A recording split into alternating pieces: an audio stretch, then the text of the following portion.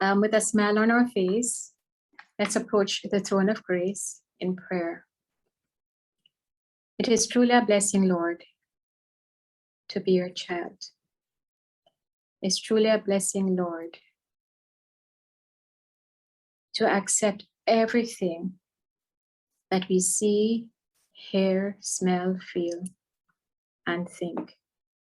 And Father, as we come in humility, we ask you to forgive us for things that are not right in your sight, and to help us as we aspire to be more like you.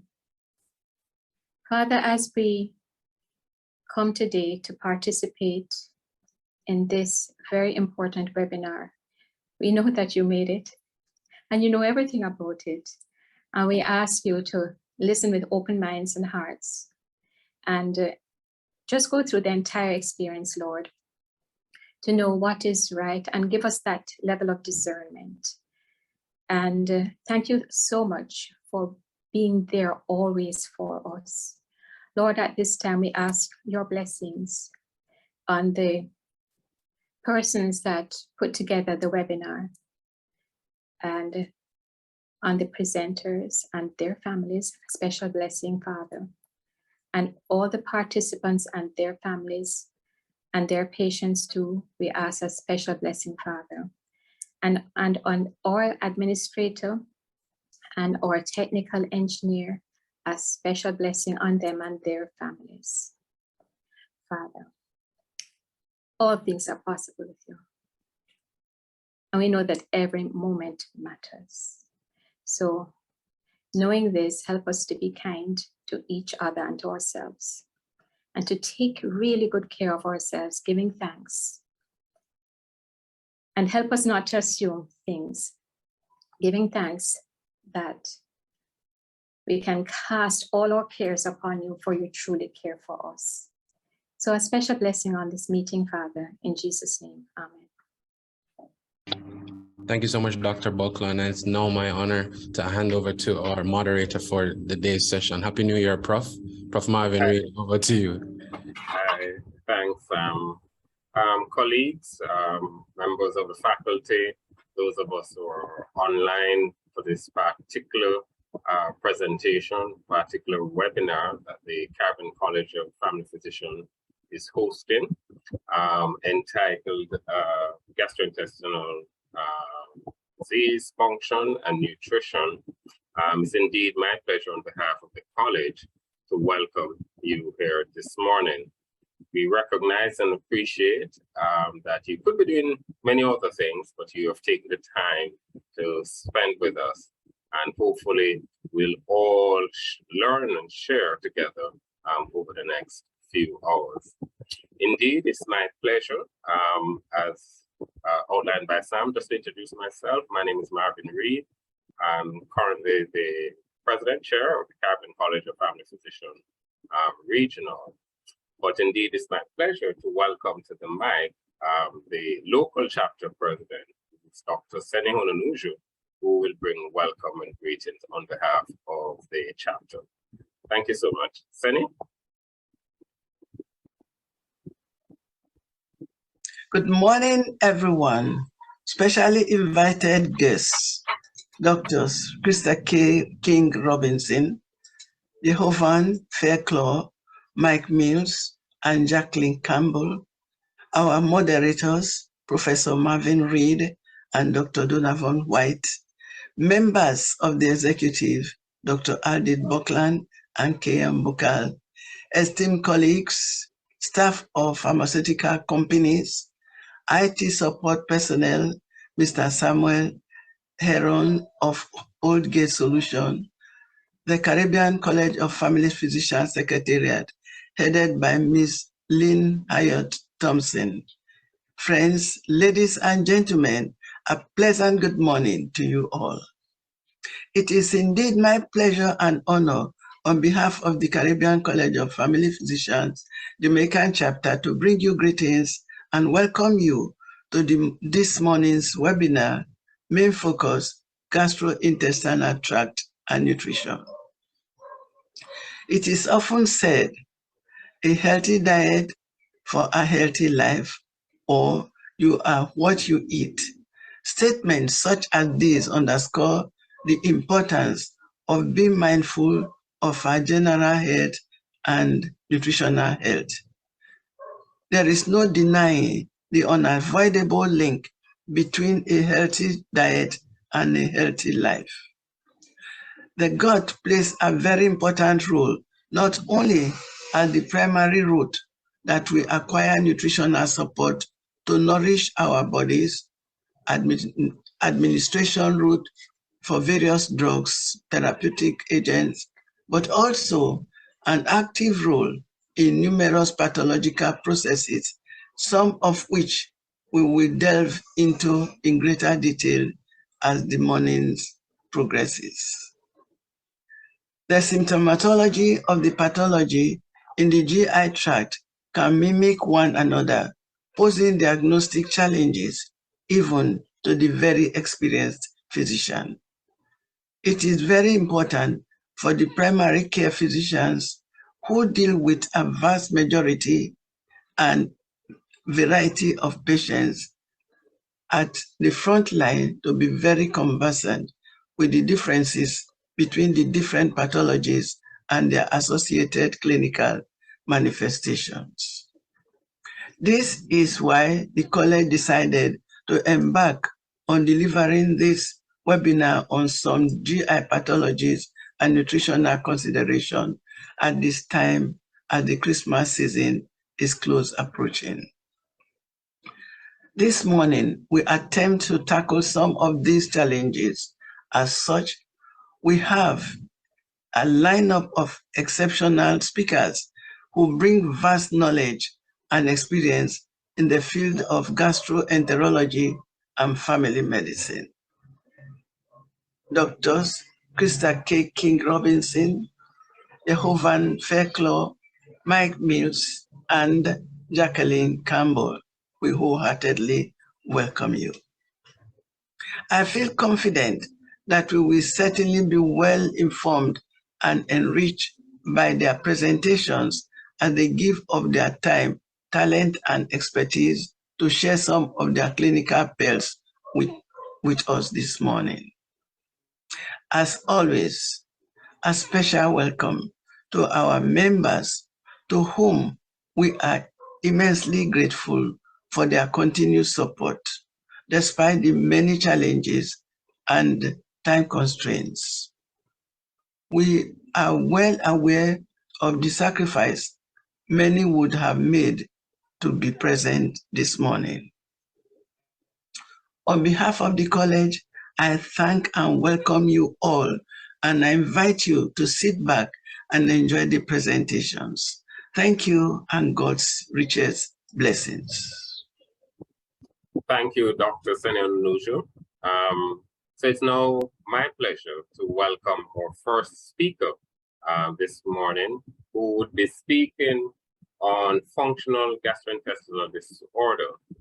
Our first speaker this morning is Dr. Kriste-Kaye King Robinson, a product of UWI and our North American counterpart in Canada, having received her undergraduate and postgraduate training here at UWI, and further completing a fellowship at Gastroenterology at McMaster's University in Canada. She's currently a consultant at the University Hospital of the West Indies, and it's indeed my pleasure on your behalf to welcome her to the mic as she will be presenting on functional disorder of the gut. Okay, thank you guys very much. It's indeed a pleasure to be here. I thank you guys for inviting me to join in this webinar today. We are going to be going through functional gastrointestinal disorders, which is quite a bit to unpack, because the topic in and of itself is quite vast. All right, so as I alluded to earlier, when it comes to functional GI disorders, or FGD for short, there are esophageal disorders, We have gastroduodenal disorders, bowel disorders, centrally mediated disorders of the of gastrointestinal pain, gallbladder and sphincter of Oddi disorders, and anorectal disorders. The focus today, as mentioned, would be on the B1 section of this, which is the functional duodenal disorders, aka functional dyspepsia, as well as the irritable bowel syndrome fetal. Functional GI disorders are essentially defined as conditions that are related to motility disturbances, visceral hypersensitivity, altered mucosal and immune function issues. We have problems with the gut microbiota, and we'll be talking about that later on as well. Altered central nervous system processing, and all of these together essentially compile FGIDs, or disorders of gut-brain interaction, right? So the terminology has somewhat shifted for us to integrate the pathology that is actually involved, which is the disorder of the gut-brain axis. Now, with respect to the epidemiology for irritable bowel syndrome and functional dyspepsia, as mentioned, these are the two most researched disorders, with reported prevalences being quite broad. In some studies, you'll see 1% to as high as 45%, or 1 to 57% for functional dyspepsia. And recently they had, last year, a global epidemiological study done on functional GI disorders where they looked at over 73,000 adults. This was done online. They also had household interviews, and for China and Turkey specifically, they were able to incorporate both methods.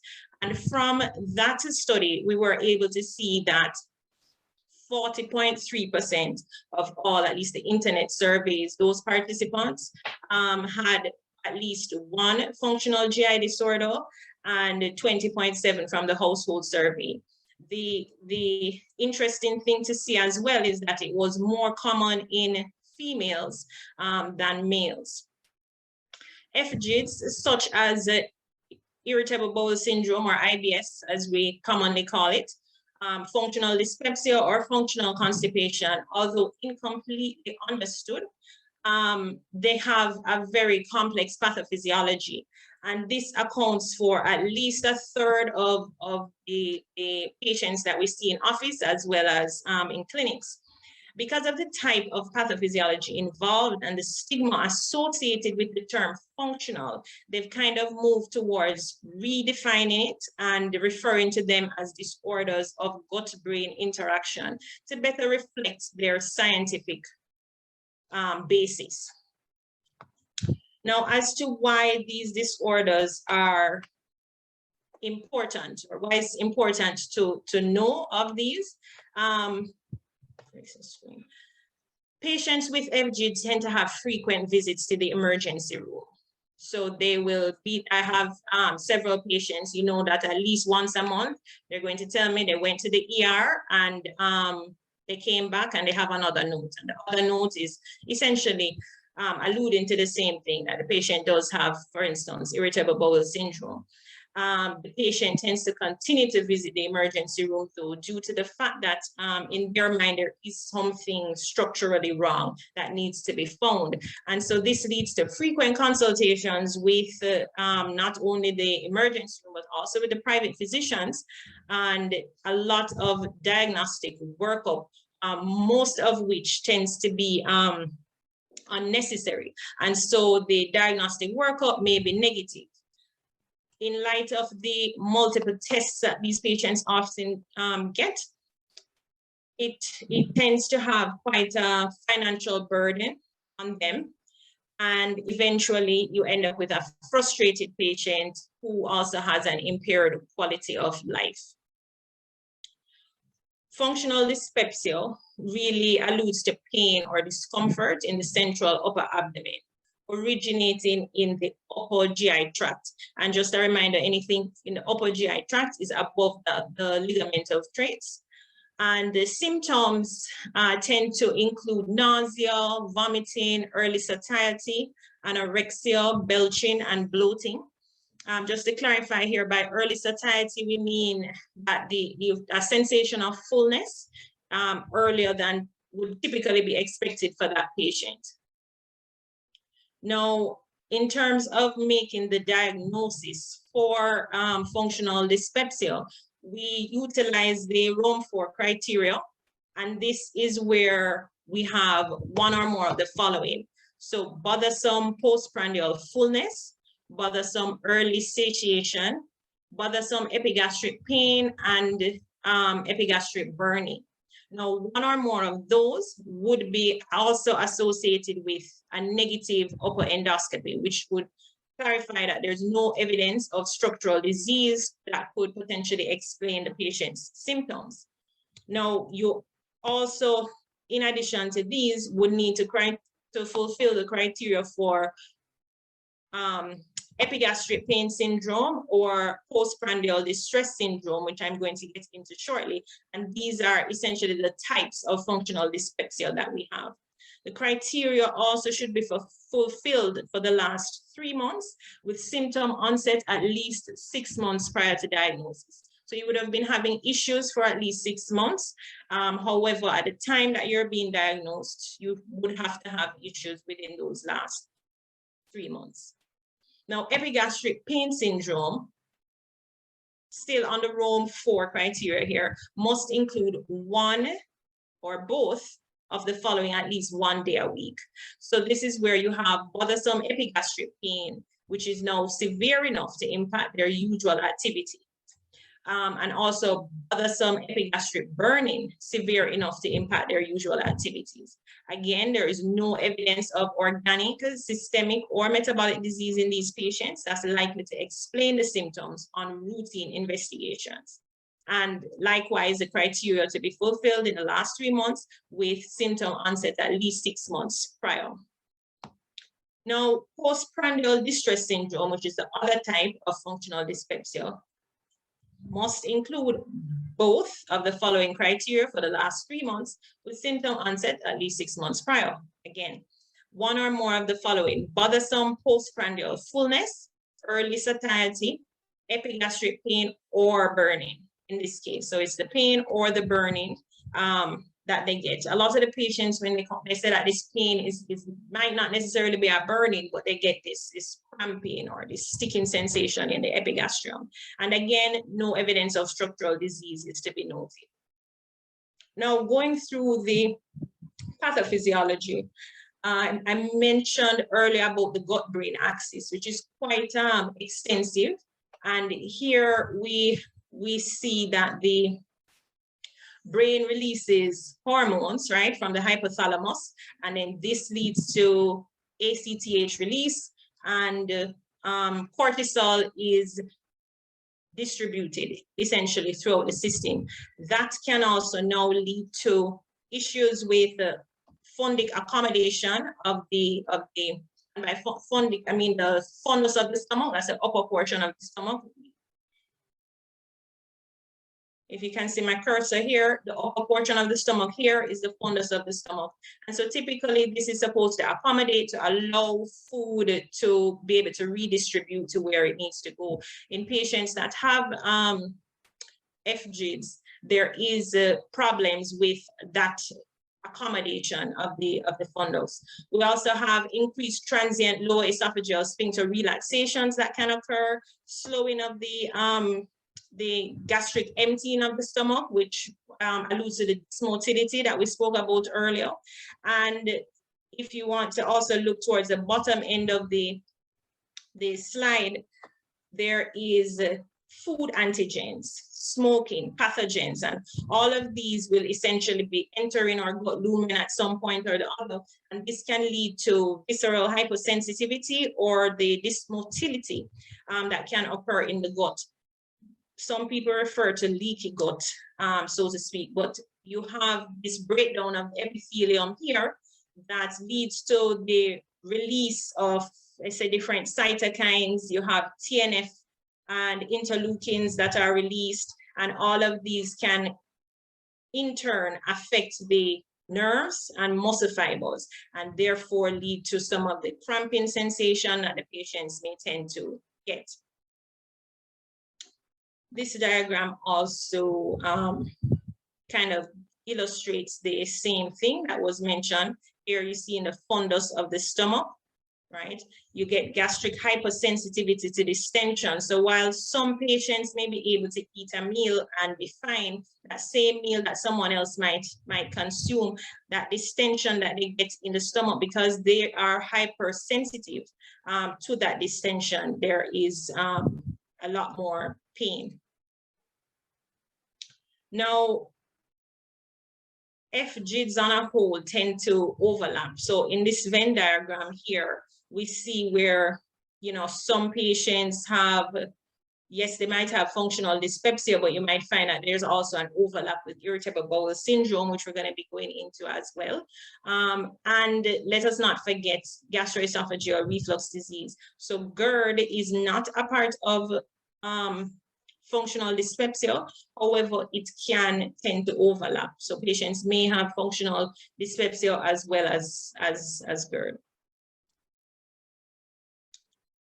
Looking now at some of the risk factors, the non-steroidal anti-inflammatory drugs, psychological comorbidities that they might have, infection with Helicobacter pylori, or acute gastroenteritis may also trigger their functional dyspepsia. We also tend to find that, unfortunately, females tend to have increased risk of getting IBS, as well as patients who smoke. So these are just some things to look out for when patients come to you complaining of this epigastric pain. And as we alluded to, you get this postprandial fullness in PDS and epigastric burning and pain in the epigastric pain syndrome. Some things that would need to be ruled out in patients with symptoms suggestive of functional dyspepsia include peptic ulcer disease. And this is why we spoke earlier about those patients when necessary, getting an endoscopy to rule out that they don't actually have a peptic ulcer disease.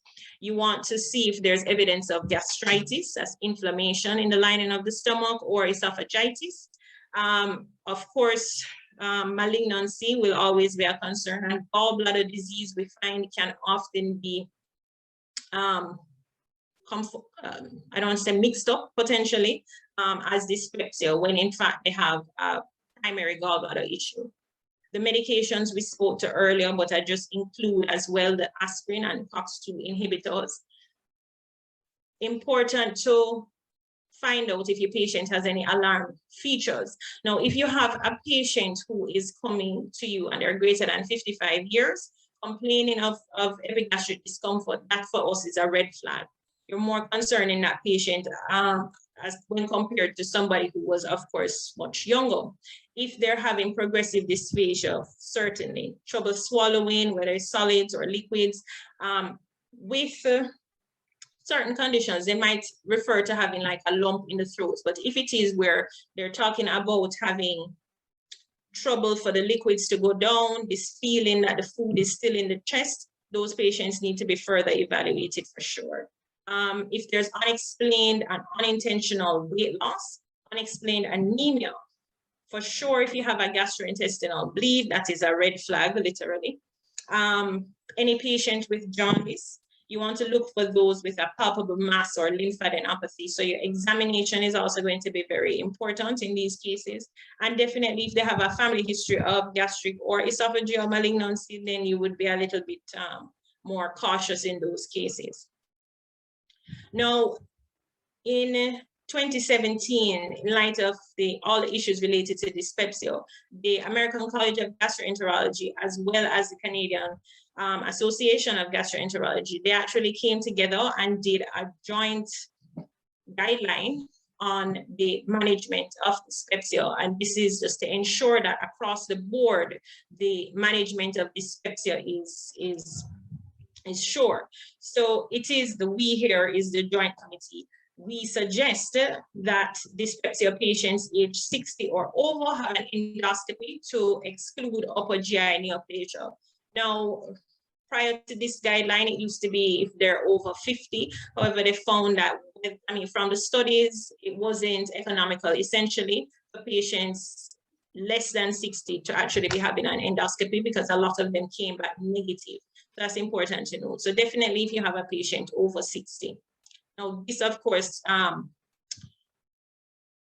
is against the prior slide where it said 55. You also, of course, want to ensure that you do it on a patient-to-patient basis. So 55 to 60, essentially. This guideline also says that we do not suggest endoscopy to investigate alarm features for dyspepsia in patients that are under the age of 60 to exclude upper GI neoplasia. I also want to point out here that we have to remember that everything in a guideline is just that. It is a guideline, and we are to bear in mind the patient that we have in front of us, but at least be aware of what it is that is recommended by the primary bodies so that we can guide our management. We recommend dyspepsia patients under 60 should have a non-invasive test for H. pylori. And non-invasive means because we can test for H. pylori from blood, we can test for it from stool, or the urea breath test can also be done. And the invasive test would be the endoscopy. So once the patient is less than 60, we recommend the non-invasive tests be done for H. pylori. And then, of course, if they are found to be positive, those patients should receive treatment. We recommend dyspepsia patients under 60 have empirical proton pump inhibitor therapy if they are H. pylori negative. So again, very important to find out beforehand whether that patient has H. pylori or not to guide your management.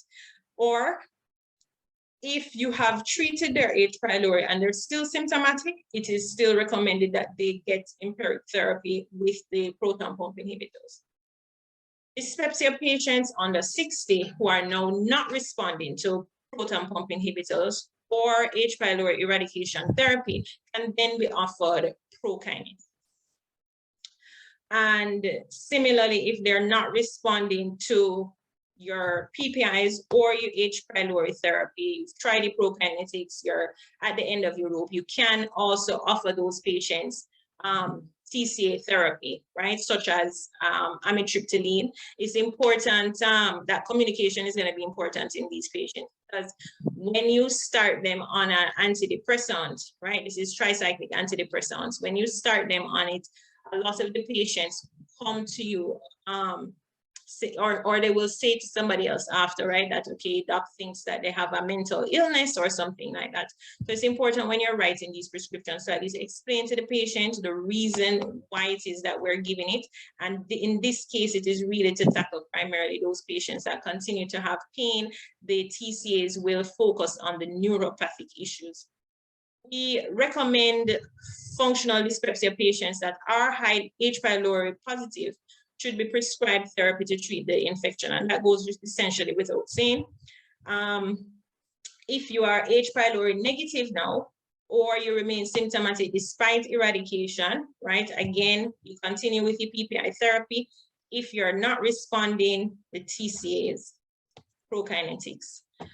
Complementary therapy, a lot of patients are tending to, you find that the younger patients now, I find, tend to be leaning more towards complementary medicine or alternative therapies. And unfortunately, in this case, it's not recommended routinely, right? However, lots of patients take different things and find that it helps, whether it's ginger tea or something to that effect. We have recommendations that show that, especially in the patients that have a lot of bloating, peppermint for sure has been found to assist. Psychologic therapies is required in some cases, and again, that tends to be reserved for patients who are not responding to drug therapy. However, the move really is to start to introduce multidisciplinary team approach with regards to management. And so psychological therapies like cognitive behavioral therapy, these can be introduced earlier as the need arises, depending on the patient you have in front of you.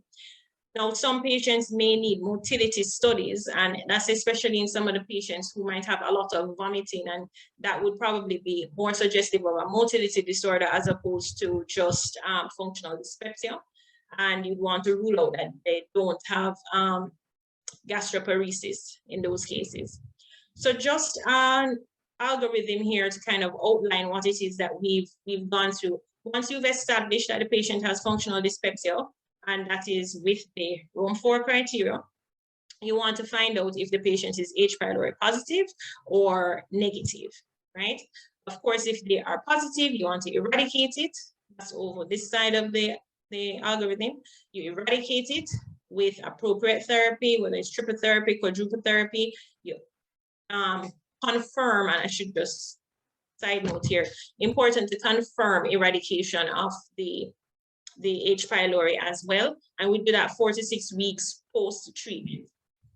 So once you've confirmed that, then at least you've had success, at least success in treating the H. pylori part of it.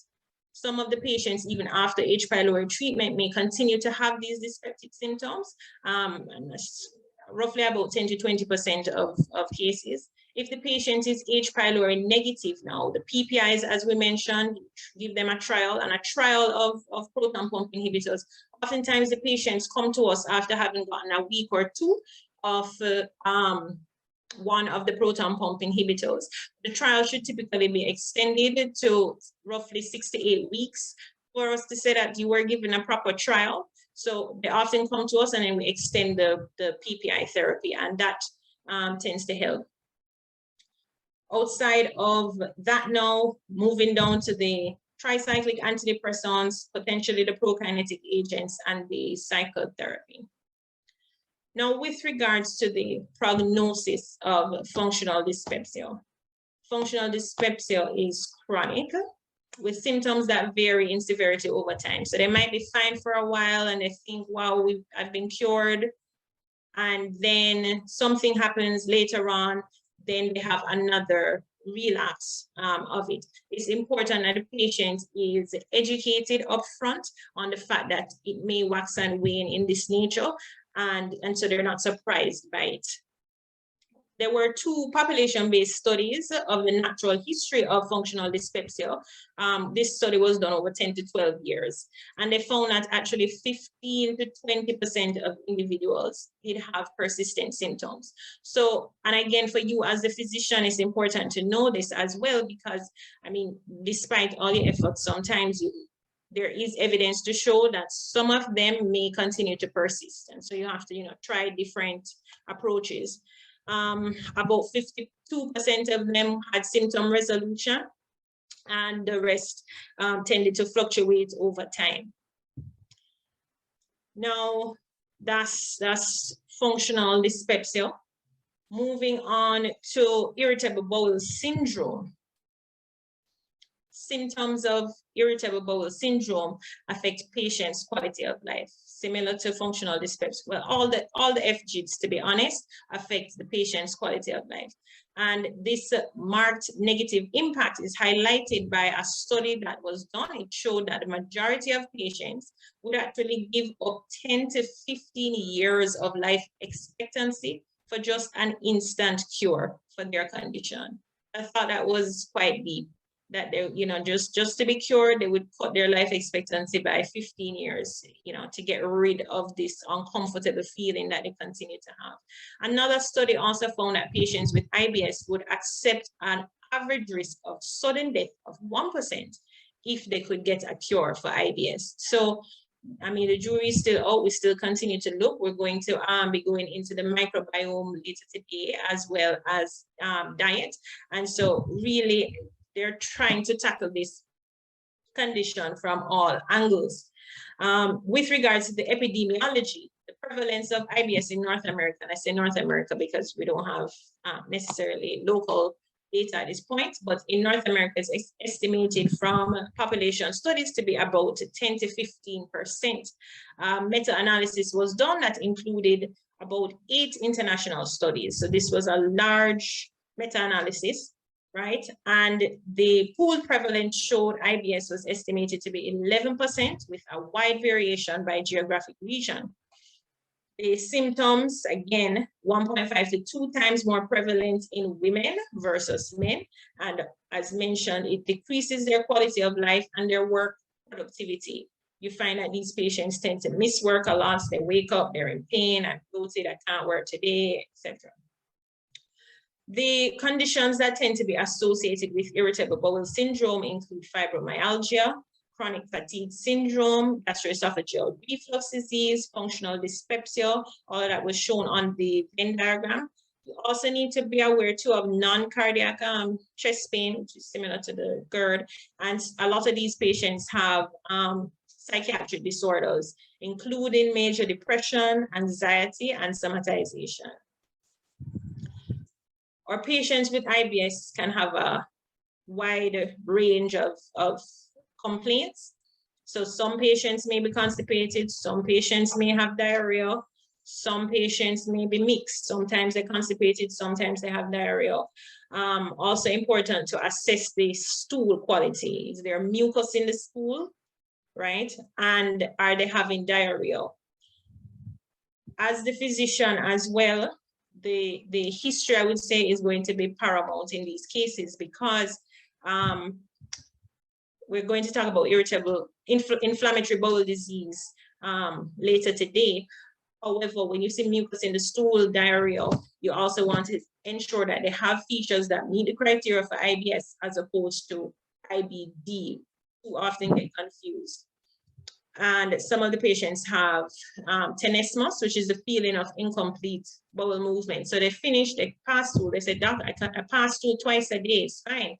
But I'm still feeling like there is more stool there." And that often tends to lead to this abdominal pain and bloating that they tend to suffer from. Now, the pathophysiology of IBS is multifactorial. And you can see in this diagram that I mentioned diet earlier, psychosocial factors. So stress can also play a role here. The microbiome, the bile acids can all lead to these different symptoms that the patients get. And of course, genetic predisposition, this is real. So you know, they might say, well, you know, my mother had bowel problems as well, or something to that effect. The visceral hypersensitivity, again, in these cases, and abnormal motility. A lot of functional GI disorders has to do with the mentation of the patient and that relationship that the patient has with their physician, right?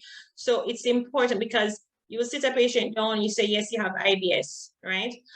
That's completely different from sitting them down and going through and explaining to them what it is that's causing it, to help them to understand why it is that, okay, when I am stressed out at work or home, why is it that that is going to affect my gut?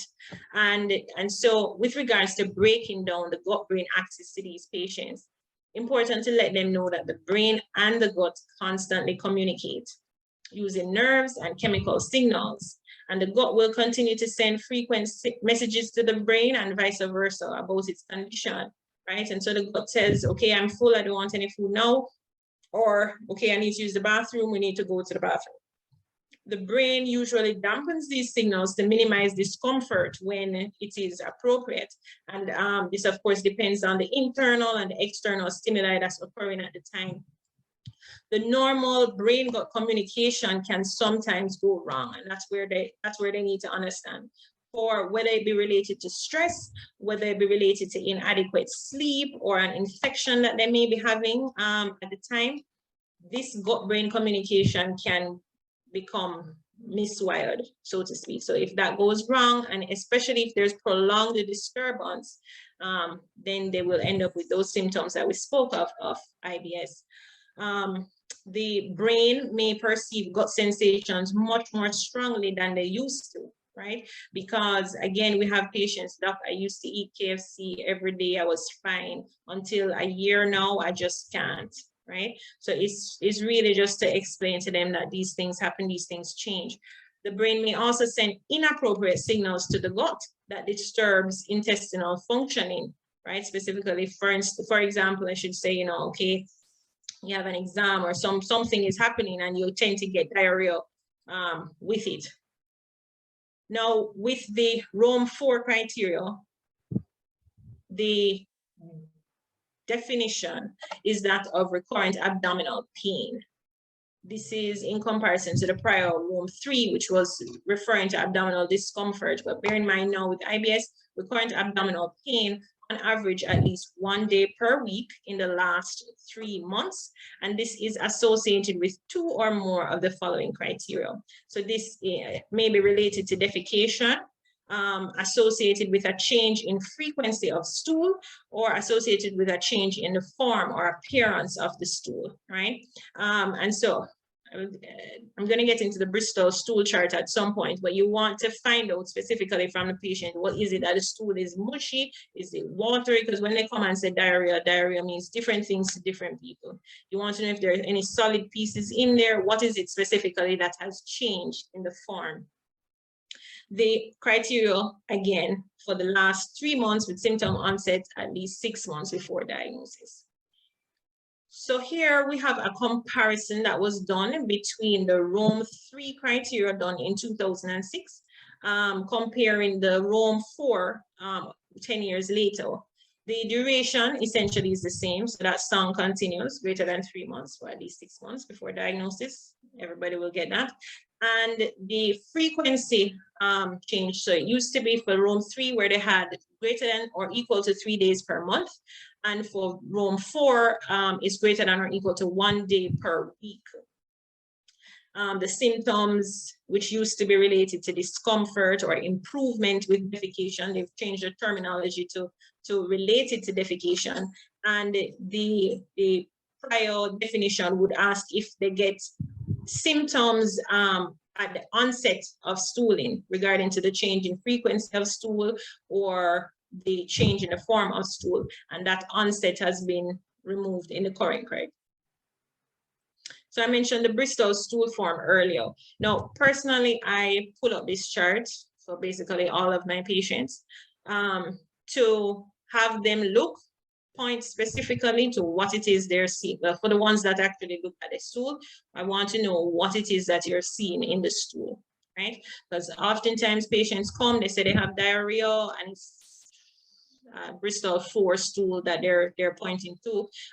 So it's relevant to know it's different from potentially a type 6, tends to relate to rapid gut transit, right? So it goes from type 1 down to type 7, and the more diarrheal stools are on the 6 and 7 end of the chart, and the constipated stool or goat pellets, as they often refer to it, is related to the IBS-C type.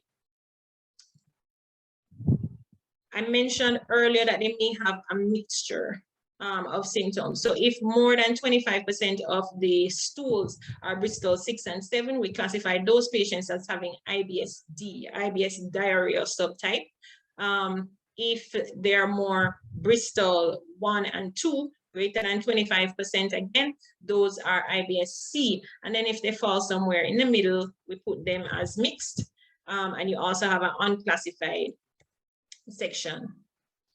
The history, we spoke about the form of the stools. You want to find out from them, do they get the pain when they eat? Is it after you eat? Is it if you're hungry?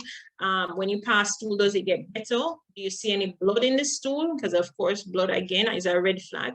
Do you see mucus in the stool? And you can see mucus in IBS. Do you have tenesmus, the pain? You want more details as well on the character of the pain. Does it move? Is it actually over to the right upper quadrant for you to more think, is this something related to the liver, the gallbladder, or is this, you know, lower abdominal discomfort, that pain, sorry, that they tend to have? In your history as well, which is often overlooked, we need to be aware that drugs can also affect the stool. So drugs like furosemide, we have a lot of patients on furosemide, drugs like metformin. Oftentimes you see the patient, you go through the drug list, you stop them off the metformin, and their diarrhea or their nausea essentially goes away. And certain antihistamines and opioids, as we know, can cause constipation. And for whatever reason or the other, we have quite a few patients that may be anemic and placed on iron tablets. Important that to note that the iron tablets can also be a cause of their constipation, which may later lead to bloating. You want to find out in the history whether they've had any prior history of gastroenteritis or a family history of inflammatory bowel disease or cancer. The examination in these patients often tend to be normal, but you still want to go through in detail. We mentioned earlier, even the lymphadenopathy, you want to ensure you examine the abdomen specifically, ensure there are no palpable masses. And a digital rectal exam as well is a part and parcel of their examination, especially in the patients who have constipation. That will help. You want to know if there's any masses down there in the rectum. You want to assess their sphincter tone, have them squeeze the finger with the finger in, and you're assessing that sphincter as to whether or not it is indeed functioning as it should. All patients with suspected IBS tend to end up with at least a complete blood count, right? And some general tests, lab work, including stool culture, OCP. This, of course, is in your patients who have diarrhea. Those are the ones that you will be more concerned about ruling out infection for. Less so for the chronic ones, but you would still at least send off the stool culture, it won't hurt. The serologic testing for celiac disease, that tends to be more in the northern region. And fecal calprotectin, I will point out here, it is available, a little bit costly, but it definitely has its benefits as it identifies inflammation specifically in the lumen of the gut, as opposed to, for instance, your CRP or your ESR, which is a very general and non-specific test. The fecal calprotectin or lactoferrin can detect whether there is significant inflammation in the gut itself.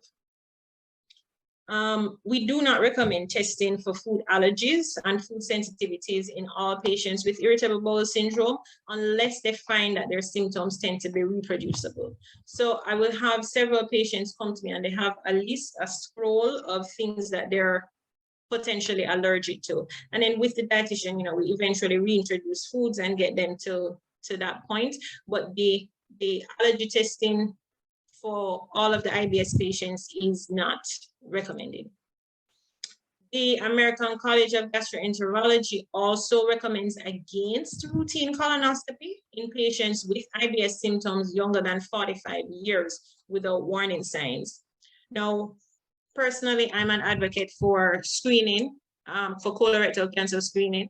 And so all the patients that are over 45, ideally, should have a colonoscopy. So especially if you even if you come with the diagnosis of irritable bowel syndrome, once you're over 45, in any event, not necessarily because of your IBS, but based on your age, you would still warrant a colonoscopy. However, the ones that are younger than 45 is definitely not routinely recommended. Again, you look for the warning signs. Irritable bowel syndrome does not tend to give you nocturnal diarrhea. So if you have that patient that's saying, Doc, I'm waking up 3-4 times in the night with stools, that's a red flag. So you want to be more cautious in those patients, right? If their symptom onset is after 50, right, 50 to 60. Family history of organic GI diseases, right? So my brother had Crohn's disease, so to speak. You want to be more alert in those cases. If they have rectal bleeding, red flag. Unexplained iron deficiency anemia, another red flag, or weight loss. Now, I look quickly at management. Management includes a lot of lifestyle changes. Should I put education before this? But education and lifestyle changes. There was a meta-analysis done of 14 randomized controlled trials, which showed greater improvement of GI symptoms, their quality of life, anxiety, and IBS-related comorbidities in patients that exercise versus, those who don't. And so it is important to recommend to your patients. Just a simple thing as exercising half hour per day, 5 days out of the week is the same thing that we tend to recommend. And because it has been shown to affect the gut and to help improve their overall outcome. Studies demonstrate, and a lot of us are probably guilty of this, but we still at least need to ensure that our patients don't. Poor sleep quality in patients with IBS is a major factor. Disturbed sleep correlates with more severe IBS-related pain and daily abdominal distress. That's daily abdominal distress with disturbed sleep. So it's important that we even ask the patients, are you sleeping well? Why is it that you're not sleeping well if that be the case? And you try to work on their sleep habits. They have poorer general outcomes and worse quality of life. The ACG recommends a limited trial of a low FODMAP diet in patients with irritable bowel syndrome to improve global symptoms. Now, the FODMAP essentially refers to fermentable oligosaccharides, disaccharides, monosaccharides, and polyols. So if you want to eliminate those FODMAPs, because these are highly fermentable foods, this includes things like onions, garlic. You want to ensure the patient is not having too much beans. These foods tend to release a lot of gas in the stomach, and so patients tend to improve when they're avoiding these foods. Now, the FODMAP diet is not something that they're going to potentially live on, and I'm not going to spend too much time here because I know we're going to be talking about diets in the presentation later on. But it's important that it's a trial of the FODMAP diet. So if it is that it's not working for the patient, then we're not going to continue to restrict their eating of certain foods. Soluble fiber is also recommended strongly, and that is soluble versus the insoluble, right? So we're not going to just say to the patient, oh, you need a high fiber diet if it is that they have irritable bowel syndrome, right? Because it's really a high soluble fiber diet, right? So soluble fiber is found in things like oats, psyllium, barley, and beans. And beans, also bearing in mind that beans also tends to be gassy, so you want to also ensure that the patient is aware so they're not having too much of that either. But soluble fiber has been found to be quite beneficial in these cases with IBS. Antispasmodic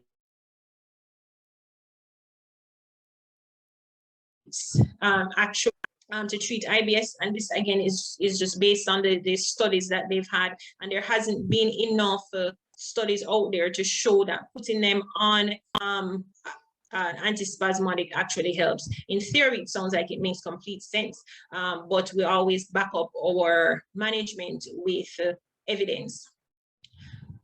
I alluded to peppermint before. We suggest the use of peppermint to provide relief of global IBS symptoms, and we find that this is primarily tackling the issue of bloating, right? So I tell my patients whether it's peppermint tea or peppermint oils to try. Some of the patients tend to find that the oil is a little bit harsh, but a small amount of peppermint oil in water often helps.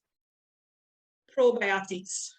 This is why this whole day is actually quite interesting, because we're going to be talking about the microbiome, which I'm happy about, because there's a lot of talk now on the microbiome. And therefore, there is a lot of talk on probiotics. And this guideline actually suggests against the use of probiotics for the treatment of global IBS symptoms. Much of the enthusiasm for probiotics is because the microbiome discussion is increasing in the literature. Everybody's talking about it. And so again, it sounds like it makes sense. If your microbiome is an issue, then take some probiotics. They've done several different studies. Is the issue too is that they're not large randomized controlled trials that have been done. There have been trials, I will say, and these trials, some of them have shown benefit, but there are also trials out there that show that certain organisms can actually worsen symptoms like bloating. And so across the board for right now, it is not recommended.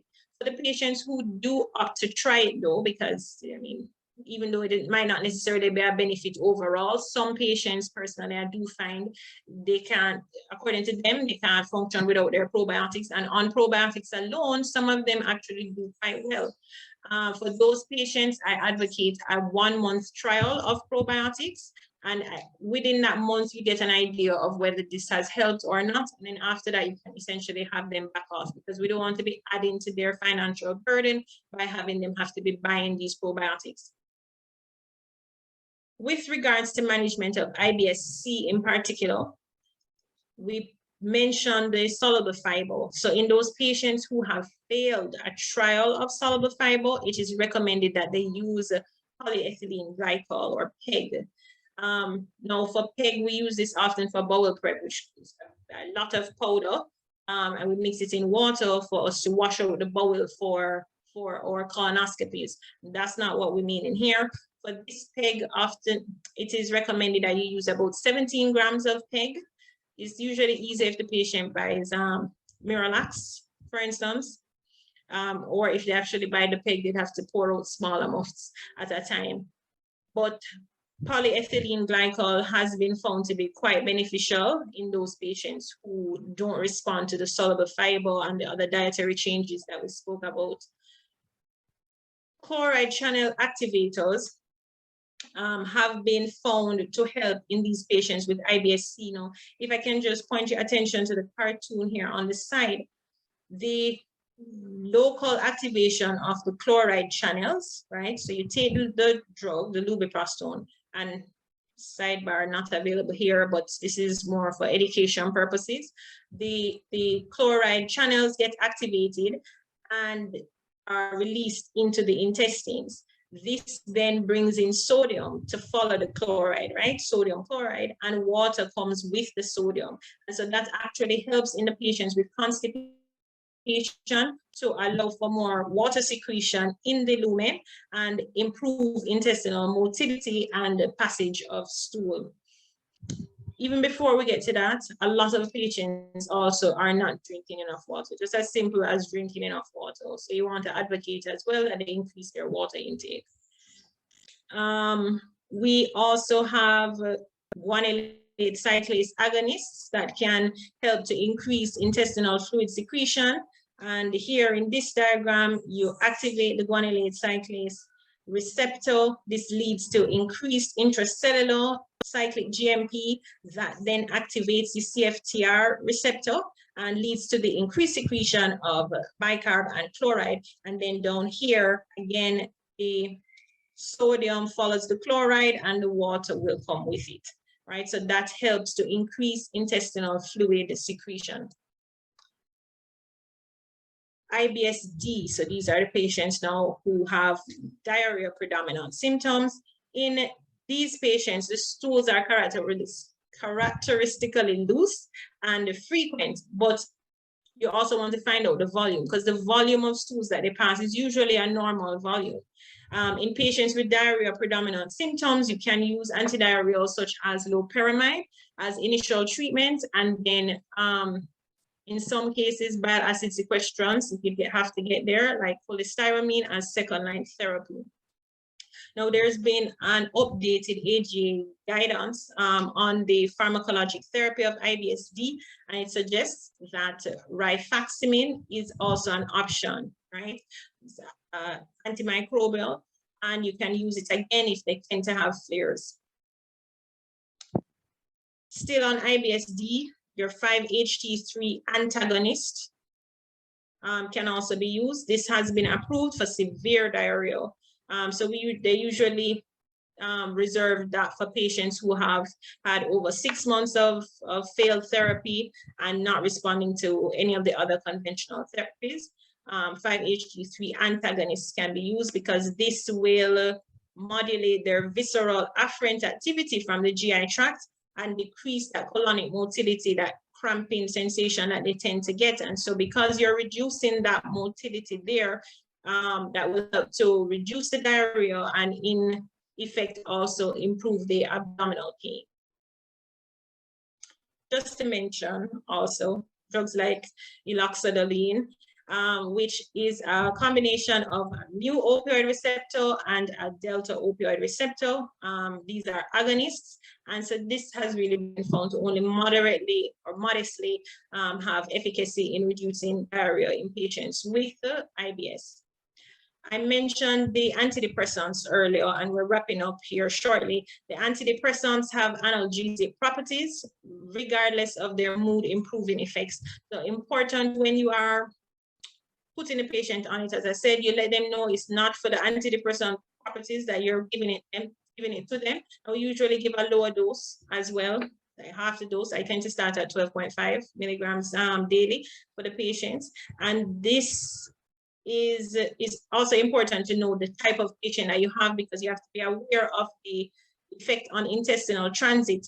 So those patients may express that now they're starting to have some constipation. So it's important to be aware of that and balance it.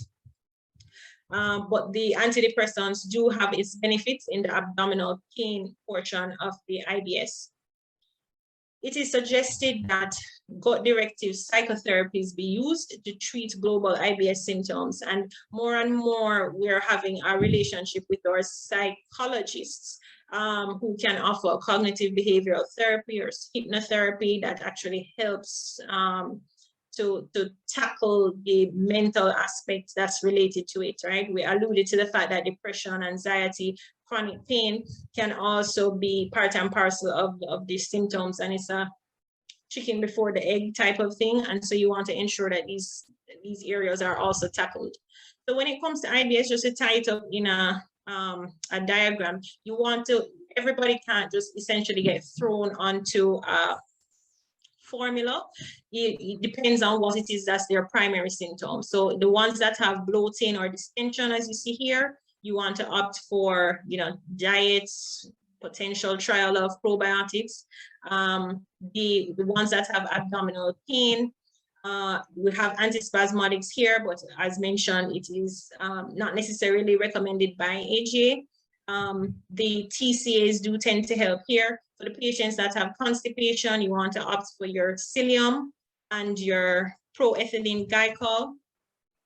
And the antidiarrheals for those that have diarrhea. And the TCAs can also be used in that case as well. Mental health, very important. Cannot complete a discussion on FGID without talking about the mental health of the patient. Panic disorder is highly morbid is highly comorbid with IBS, sorry. And the prevalence actually was around 25 to 44%, I saw in a study. There's a strong association also with generalized anxiety disorder, and patients who have general anxiety disorder on top of their IBS have greater functional impairment and depressive symptoms, right? So again, I think those are the patients that would more benefit from your tricyclic antidepressant therapy. PTSD, or post-traumatic stress disorder, is also quite prominent. And major depressive disorder is actually the most frequent psychiatric comorbidity in our IBS patients. So that's important to be aware of. So as healthcare providers, we have to change the narrative. Patients have come and they said, boy, doc, I just need to be seen because I don't know what I have. My family doc says they think I have IBS. And then you go through the case, and then at the end of it, I said, well, your family doc was right. You do have IBS, but it's just about changing the way or the delivery that is given to the patient. So you need to say, you give a positive diagnosis. That is what's recommended. You have IBS, not I think you have IBS. And then you let them know, okay, these are the different approaches that we're going to take, and we're going to do this together on a step-by-step fashion. You educate the patient. We spoke about also talking about that axis. And you refer when it is that it's necessary. Always try to listen to the patient. I know we're always rushing. We always have more patients coming up behind, but you try to at least, you know, engage the patient, establish the immediate reason for that visit. So, and we have a lot of patients that as far as they're concerned, they have cancer and they're going to die. And so you want to just tackle that issue. Carefully examine your patients, send for appropriate investigations, because I have patients that come with endoscopy, blood work, CT, abdomen, MRI, pelvis, MRI, abdomen, etc., etc., etc., and everything under the sun. And then you end up with the frustrated patient. And we know that all of these things will come back negative. You want to establish the patient's understanding of their illness and set realistic goals for improvement. When possible, you identify a link between the stressors and symptoms, and you need to involve the patient in the treatment plan as well. And I would say to politely to try not to merely discard the patient after you know that they have IBS and they're going to keep coming back, and then you send them off somewhere, because it's important that we keep that relationship with our patients. And still on the approach, even though the pathophysiology is wide, you want to let the patient know that. So let them know that, you know, we don't know exactly what causes it. However, you know, these are the factors related to it. You want them to know that they're not at increased risk of cancer, right? And it's not IBS that's gonna make them die anytime soon. Advise them that this is a chronic condition for which there is no cure. However, it can be managed, just like I tell my patients, just like diabetes, hypertension, it can be managed. Though we may be unable to remove all of your symptoms, with time, we usually find some solution to allow you to take back control of your life. And in conclusion, as new testable models of the pathophysiology of these conditions evolve and we improve our understanding, future treatment approaches are likely to become more personalized, based not only on symptoms, but also on the underlying pathophysiology and the psychology, and the more we learn about the gut microbiome. So I just want to thank you guys for your attention, and let me know if there are any questions. All right, thank you so much, Dr. King Robinson. So we had a presentation that covered some aspect, although extensive, we recognize it's still just a subset of the possible functional disorders of the gut. In the interest of time, and I've noted that many of you have heeded the instructions to pose your question in the question and answer, I'm going to ask Dr. King Robinson if she would address those question and answers in the Q&A box. And in the interest of time, we'll just ask that Abbott do their presentation now. Sam, is Abbott ready?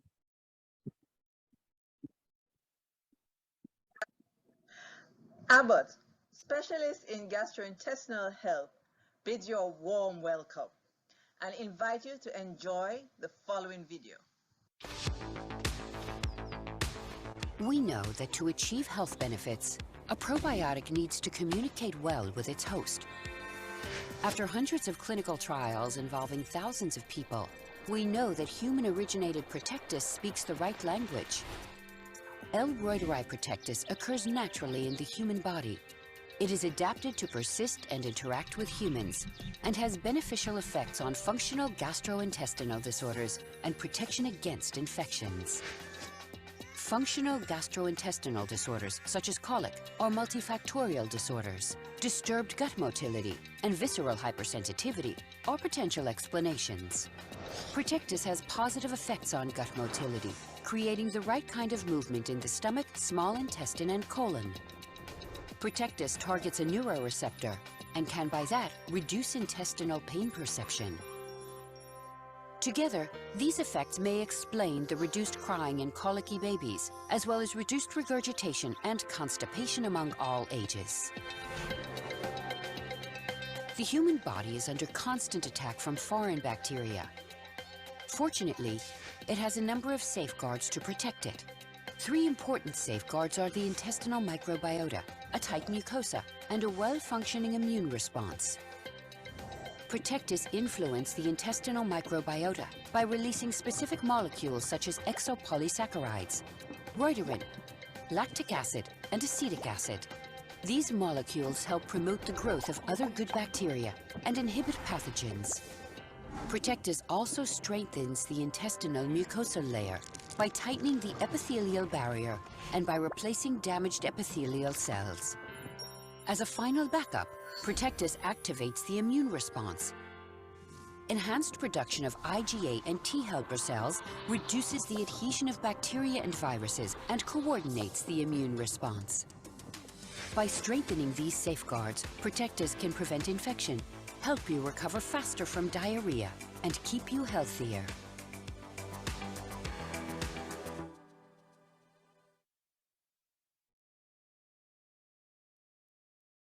So as you can see, BioGaia L-Reuteri Protectis is a probiotic with proven efficacy and safety documented in over 110 studies in children and adults.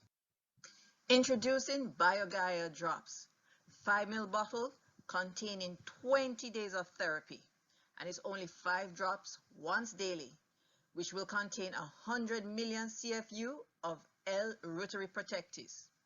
Easy administration, directly or mixed with any liquid, cold liquid, right? Avoid hot foods over 40 degrees Celsius. Useful nutritional supplement, both for the colic and diarrhea.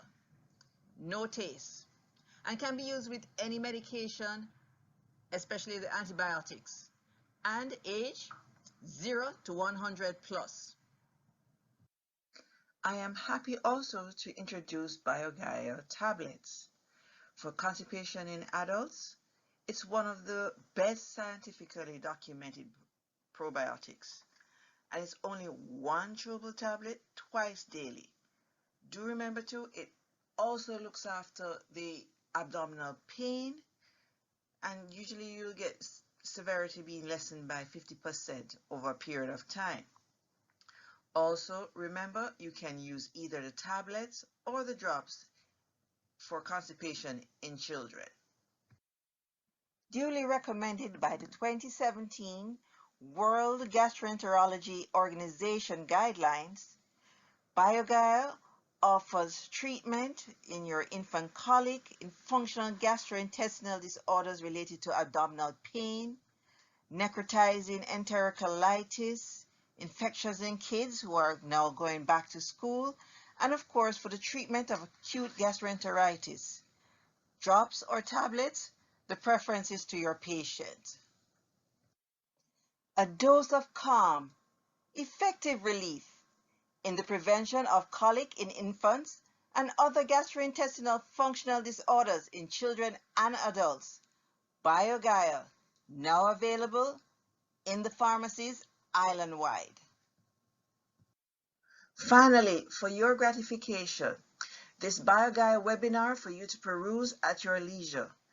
Please save the link and the password for access anytime. And also I invite you to visit biogaia.com and to view it on YouTube. Thank you very much for your time. Abbott and I wish you a wonderful afternoon. Life doesn't stop for diabetes. Be ready for every moment with Glucerna. It's the #1 doctor-recommended brand that's scientifically designed to help manage your blood sugar. Live every moment. Glucerna. As a clinician, helping your patients make the right decisions is a daily task. Glucerna shakes provide nutrients to help your patients support their immune health. Replacing a usual breakfast and a snack with Glucerna Hunger Smart resulted in a 50% reduction in the positive blood glucose area under the curve after breakfast.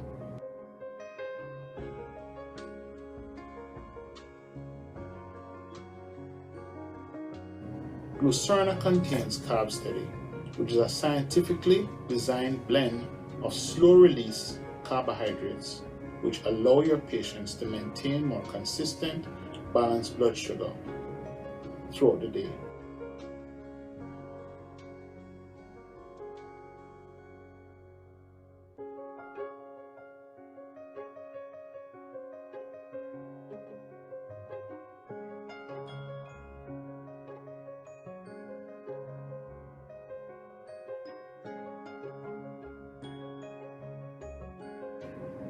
Because many of your patients make poor choices or they may miss breakfast and lunch altogether, Glucerna provides a better meal choice with more protein, key vitamins and minerals to support the immune system of your patients. Glucerna is available in all major supermarkets and pharmacies and is distributed by Campbell.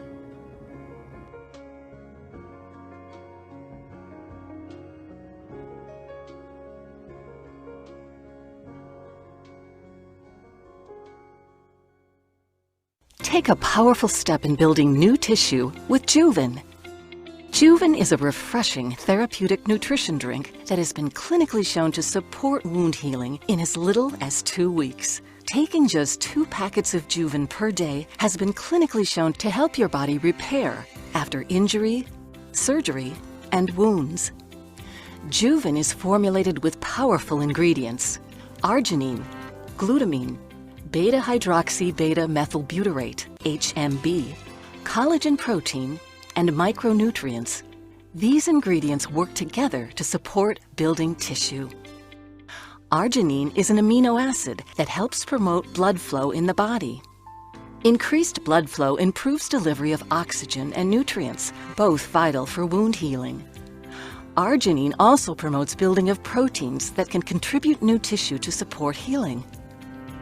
Glutamine, also an amino acid, plays a role in collagen production and supports the immune system.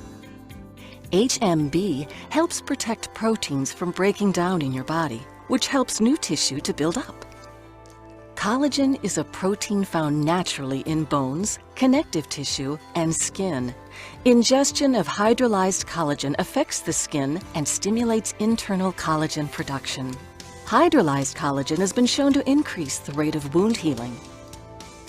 Antioxidants, vitamin C and E, vitamin B12, and zinc are micronutrients which have been shown to be important in the wound healing process.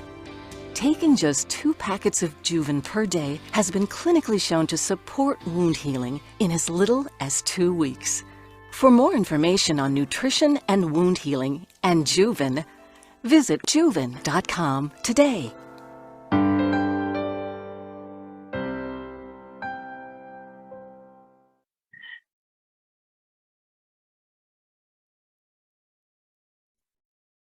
All right, we thank Abbott for those informative content. And it's my pleasure now to invite our second speaker, Dr. Fairclough.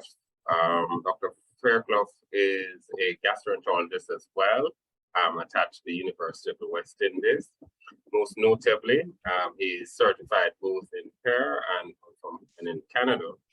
And importantly, something that is relatively new to the Caribbean and us, his certification also include endoscopic ultrasound, apart from the traditional interventional endoscopic procedures that some gastroenterologists are capable of doing. So indeed, it's my pleasure on your behalf to welcome to the mic Dr. Fairclough, who will be speaking about gut microbiome. Dr. Fairclough? Thank you for that introduction. And thank you as well for the invitation from the CCPJ to present at this educational symposium. I will start on a point that Dr. King Robinson made that, you know, the gut microbiota is quite topical these days, but as a disclaimer, I must say that there are a lot of associations made between the gut microbiota, but there's very little data correlating association to a cause and effect. But nonetheless, I was asked to present on understanding the gut microbiota. I've sort of rephrased the title because I do believe that even with the limited information that we have, that the gut microbiota is indeed a part of what I consider as your survival kit. And so for the next 30 minutes or so, I'll be discussing the development, composition, factors impacting on the diversity of the microbiota and this association with common diseases. And as a gathering for predominantly for primary care physicians, I feel this is important for all of us to recognize the role of the microbiota, because much of what we do really impacts, whether indirectly or directly, on the microbiota. And so I have no disclosures as it regards this presentation. The objectives, therefore, are to know the composition and development of the intestinal microbiota. We'll review the data on the involvement of the microbiota in specific medical conditions. We look at the understanding of the therapeutic potential of the microbiota. And then finally, I'll start to put together a few slides on protecting the microbiome and how we go about doing that. I'll go over these 2 slides because these were already submitted, and I would advise the audience to try and answer these questions, and then we'll certainly go over them at the end. So we all recognize this picture of Hippocrates, and he's a famous Greek physician who has certainly contributed a lot, even to modern day medicine. But even from back in his time, he was the first really to put in writing that diseases did not arise from superstition or gods, as it were thought then, but that all diseases are in fact related to the gut microbiome. So we have long since known that we're not alone. And certainly after the success of the Human Genome Project in the early 2000s, the attention shifted to sort of characterizing the gut microbiome and determining how it interacts with human genes. And certainly there are over 100 trillion organisms identified, of which over 1/3 of them are found within the human GI tract, accounting for up to 2 kilograms by weight. And so as you see here on this pictogram, we're actually we have more microbiome than human cells, generally speaking. Let me just reduce this because I am not able to see my title slides because they, give me 1 sec here. Sorry.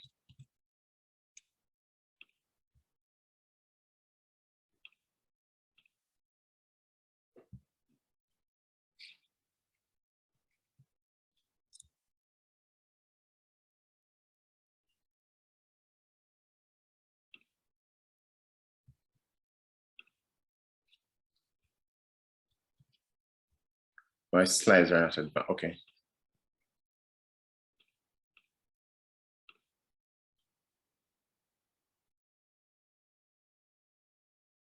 Okay, for some reason, I'm still not able to see the heading of my slides. It's been cut off. Okay, I'll try to go ahead nonetheless. So I'll introduce a few key definitions before we continue this talk so that everyone is on the same page as we proceed. So the intestinal microbiota essentially refers to all the microorganisms residing in the digestive tract, while the microbiome refers to all the genetic material contained within these microorganisms that may have an impact on the host. And there are over 10 million such genes that has been identified. The study of the microbiome on a large scale is referred to as metagenomic studies, while the study of the microbiota itself and of microbiota products rather on a large scale is referred to as metabolomics.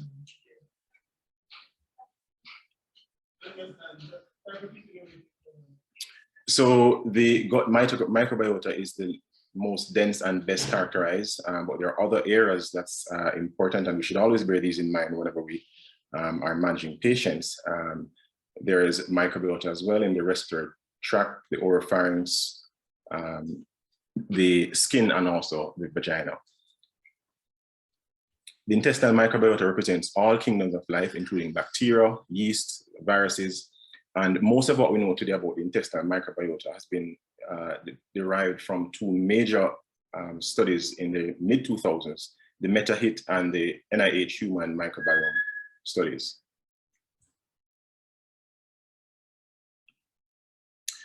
So the classification of the microbiota is generally by phylum, and the two largest phylum are the Firmicutes and Bacteroides.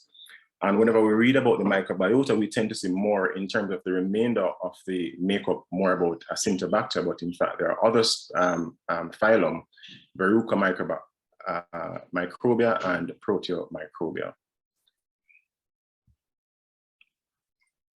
So this again shows a flow. So at the top, we have the phylum, and each phylum gives rise ultimately to the genus. So we see at the bottom, for example, Firmicutes gives rise to Clostridium and Lactobacillus, while Bacteroides gives rise to Bacteroides. Acinetobacter gives rise to Bifidobacteria, and then these genuses give rise to a plethora of organisms known as species.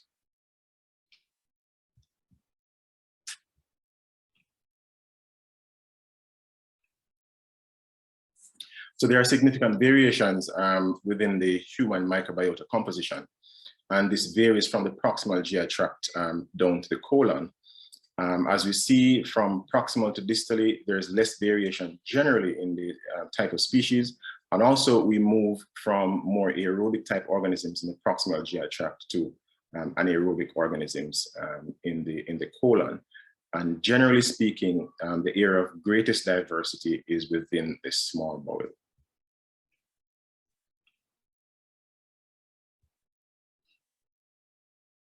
So there's a high variability in healthy individuals generally, and we know that homozygous twins, for example, share less than 50% of the microbacterial genetic material.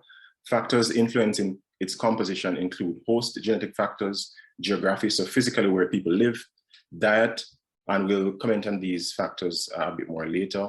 Other medical conditions, personal social history, high stress, travel, social interactions are important factors that impact the microbiota, and certainly the use of medications. Again, this slide goes over factors that were determined from a study in 2018, which identified the factors on the right as factors overall that impact the microbiota composition. So persons on plant-based diet, for example, age, the older you are, the less diverse your microbiota composition is. Things like antibiotic use going on quickly, sleep deprivation, as well as alluded to in the previous presentation, functional GI tract disorder, the BMI, obese patients, and we'll talk about that later as well. They have a less diverse microbiota composition. Alcohol consumption and infrequent exercise patterns all negatively impact the microbiota.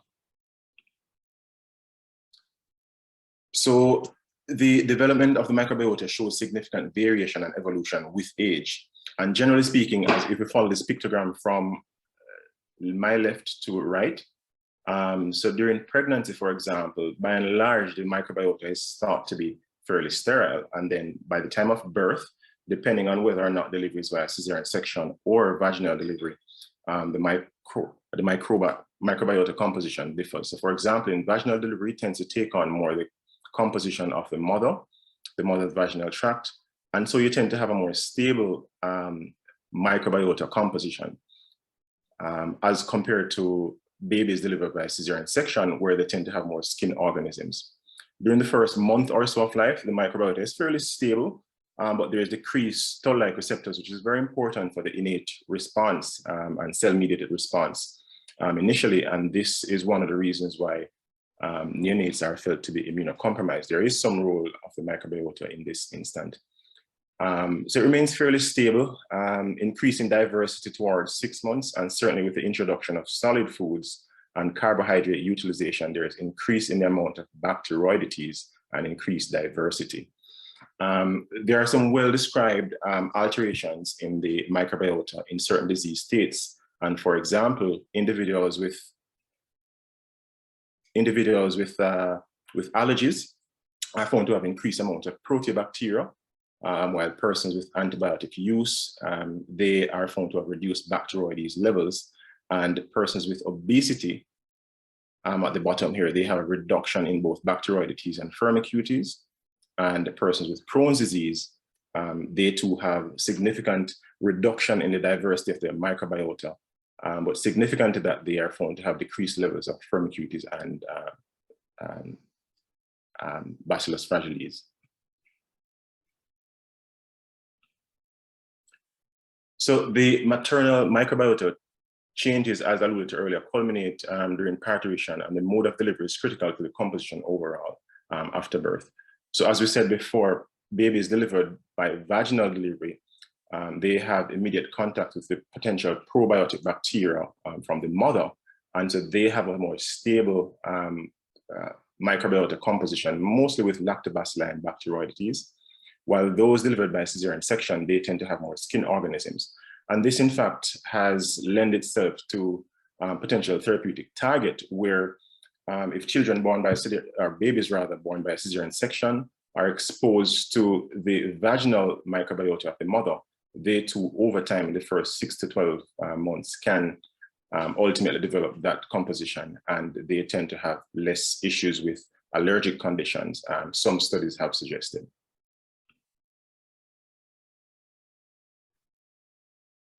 So generally speaking, there is also significant intra-individual diversity.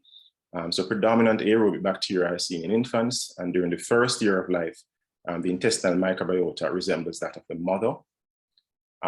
The variability is, during the first year again, is quite variable and susceptible to physical and emotional stress. Generally speaking, overall, it is felt that by the first 2 years of life, the microbiota is stable. And so this period is a critical period from birth to 2 years old, because that's when the microbiota essentially is formulated and is stable, although there can be significant variations thereafter depending on environmental factors. So at this point, the microbiota is referred to as a normal microbiota, and it is one that is abundant, generally is well diversified, balanced, and stable. And any aberration from this really is referred to as dysbiosis. So generally speaking, there are 3 different types of intestinal microbiota in humans, and these are individually referred to as enterotypes. And the geographic location or the environment is what significantly impacts on what enterotype a particular individual has.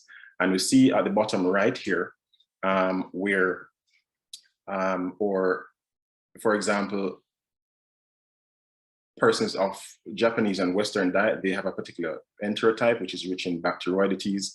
And while those of African heritage, they have a different enterotype, all of which are considered essentially normal composition. And probably because we're probably our closest rather to a Western diet, or is probably more mirror a type, the first type, rich in bacteroidetes. So why the intestinal microbiota? Certainly it is the prototype of a symbiosis relationship between a host and species that live within the host. The microbiota host interactions are essential to host homeostasis. It is felt that the microbiota influences many different activities within the host. It regulates the expression of human genes. It assists with the production of active compounds, including neurotransmitter, metabolites, hormones, and pro-inflammatory compounds. And this is important in that gut-brain axis that Dr. King Robinson discussed earlier. And it's also important in eliminating substances from the host. And there are certainly many, many other unexplained effects that we're unaware of at this particular time.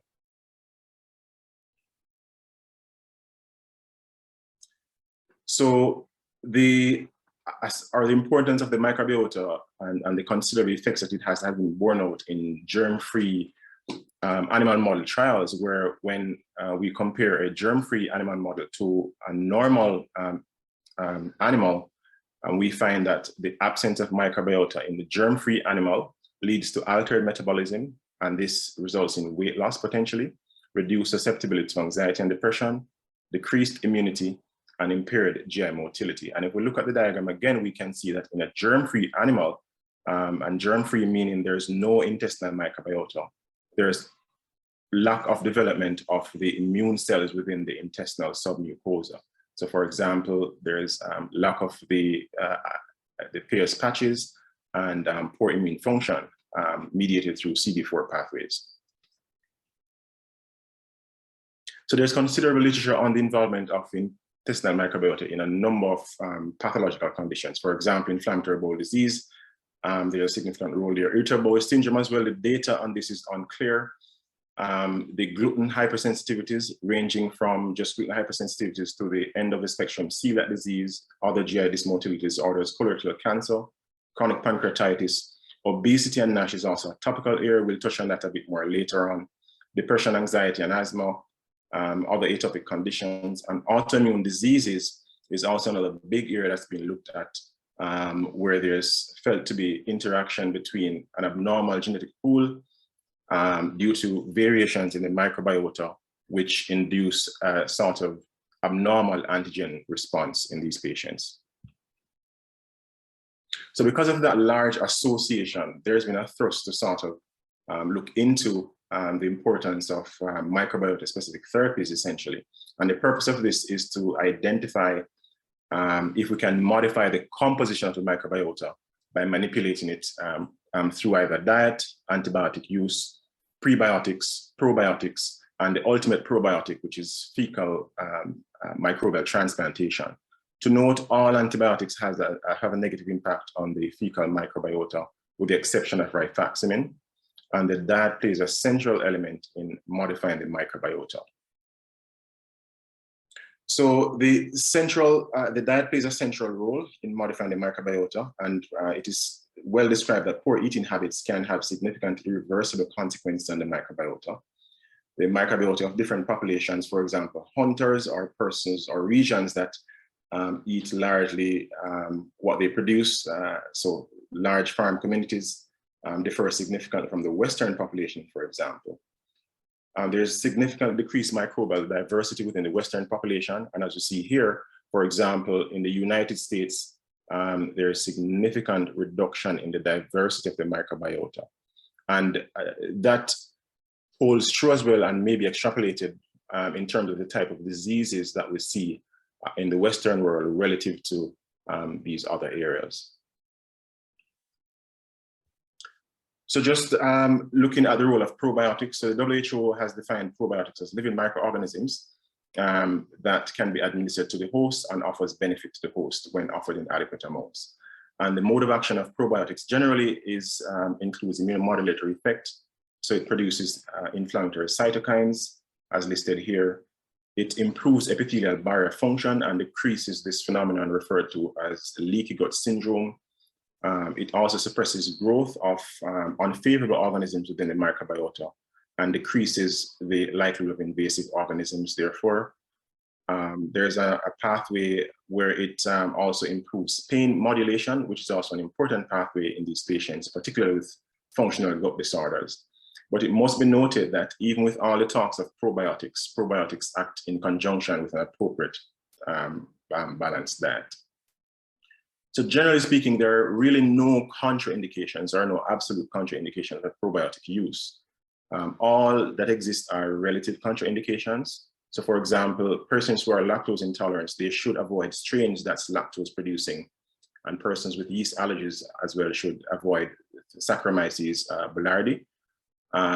In severe, there are a few case reports in severe immunocompromised patients that they may develop fungemia or septicemia after giving probiotics, but these are extremely, extremely rare. And probiotics generally, even though the data on it is unclear in many instances, from a safety perspective, it's generally fairly safe. So let's sort of look now at Let's sort of look now at and examine the therapeutic potential of the microbiota, specific interventions in specific cases.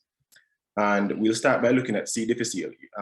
There is a lot of strong evidence, and C. difficile is what has the strongest, is the entity that has the strongest evidence for a manipulation of the microbiota to obtain a desired response. And in persons who have C. difficile that's resistant to treatment, the standard treatment, which generally speaking is vancomycin. So patients who have had more than one recurrence, they do extremely well with fecal microbiome, with transplantation of the fecal microbiome. And this has been demonstrated in at least 2 randomized controlled trials.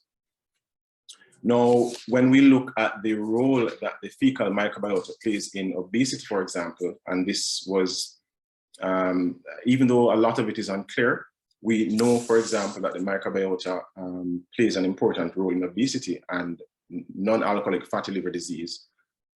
So obese subjects, as we see, have the reduced diversity in the gut microbiota, which leads to organisms producing more lipopolysaccharide compounds. And this activates the inflammatory cells and ultimately leads to inflammation and increased insulin resistance. And because of this fact, it is felt that, okay, if we manipulate the microbiota or try to restore the microbiota in these patients, can some of these changes be reversed? Now, we know of the direct involvement of the microbiota in obese patients because this has been borne out again in germ-free mice models where if a germ-free mouse has been given transplanted fecal microbiota from an obese mouse, then that mouse becomes obese ultimately. On the other hand, however, if a germ-free mouse model gets fecal microbiota from a lean mouse, then that mouse remains lean. And so we know that there is a correlation there, although these studies were not done in humans. And because of this, the effect of probiotic, particularly VSL3, which is just a brand of probiotic, was explored in an indirect way, where 22 patients who were non-obese young men on a high-calorie, high-fat diet were randomized to a 4-week trial of VSL3, and these are in very, very high doses versus placebo. And overall, what was demonstrated is that patients who got VSL3 over this time had a significant reduction in body mass. So basically, they gain weight. There is less weight gain over the period from which you're on therapy, and also less gain of fat mass. And so based upon that, it was felt that maybe the introduction of VSL3 in obese patients may reduce or may have some positive impact. There is no significant effect on VSL3 on insulin sensitivity, however, and clinical trials focused more on obese patients certainly are needed. Now, microbiota also plays an important role in immunity.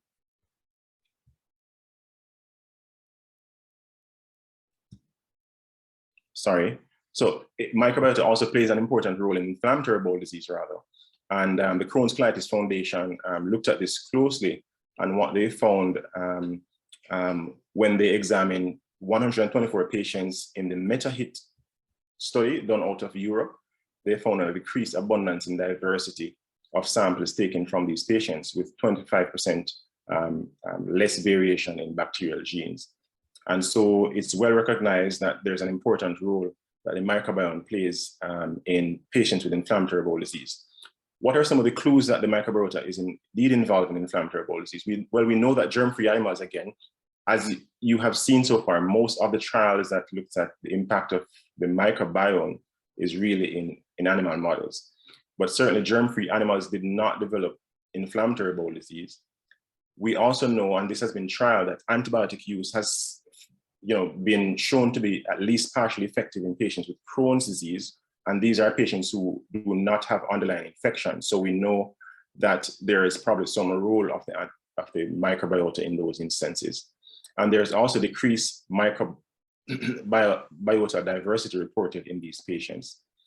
In Crohn's disease, again, we know that antigens and bacterial serologic markers are found. So the OMC antigen is classically found in a significant percentage of patients with Crohn's disease, as well as the anti-Saccharomyces cerevisiae antibody.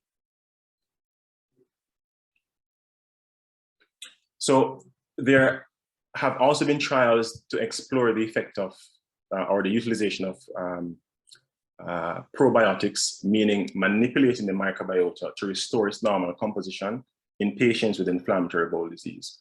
And in ulcerative colitis, overall, while the studies were not positive for the utility of probiotics on their own, it did show that probiotics as an adjunct to standard therapy, whether it be with steroids or maintenance therapy with 5-ASA compounds, offer some benefit in these particular patients. And therefore, we can extrapolate from these findings that the microbiota has a role to play there as well. Similarly, in pouchitis, this is the strongest area of evidence for the utility of probiotics in ulcerative colitis. So Pouchitis are patients with Crohn's disease who have had previous total or subtotal colectomy, and ultimately they have the formation of what is referred to as a J-pouch, which is a makeshift colon from the small bowel. And those patients, generally when that procedure is done, it carries a 40 to 45% lifetime risk of pouchitis. And there has been trials that showed the effect of probiotic use in these patients, whether as an adjunct to treatment or as a primary therapy in patients who have not developed pouchitis to prevent the development of pouchitis. So VSL3 and Lactobacillus species, there is strong evidence for both of those agents to be used in pouchitis patients. Now, there's significant alterations in the microbiota of Crohn's disease, and that's well detailed here. A number of changes that's documented, and this is not at all an exhaustive list. So what about the impact on microbiota and therefore the manipulation of the composition of the microbiota in patients with Crohn's disease, again with using probiotics? Again, when we look at the in the induction of remission, patients receiving probiotics and associated standard of care treatment, whether it be with steroids or other forms of standard of care, probiotics, it's concluded may be used as an adjuvant therapy, although overall the evidence is weak for this. Now, while the evidence of probiotics in Crohn's disease is weak, there's a major body of evidence that supports the use of prebiotic and certainly dietary manipulations in patients with Crohn's disease. And in fact, in the pediatric population, induction of remission can be induced in Crohn's disease patients purely with dietary formulations, for example, enteric feeding with elemental or semi-elemental formulations. So we know that the microbiome plays a significant role in this disease process.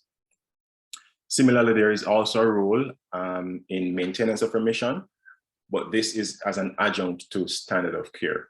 And Saccharomyces boulardii has been shown to have some effects there, though it is modest. Now, Dr. King Robinson spoke mostly to the pathophysiology or pathogenesis rather of irritable bowel syndrome.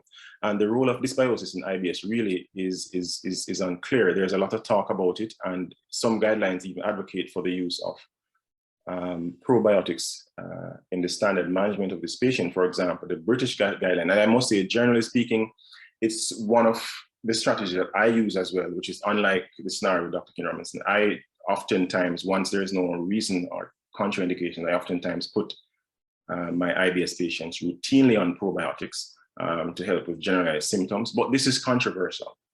And that is because there is really no study that has consecutively identified a clear role for this. So there are a lot of heterogeneity in the results of the studies that looked at this. As said before, though, the probiotic, Bifidobacterium infantilis 35624, has shown some improvement in these patients by reduction of stimulation and anti-inflammatory cytokines.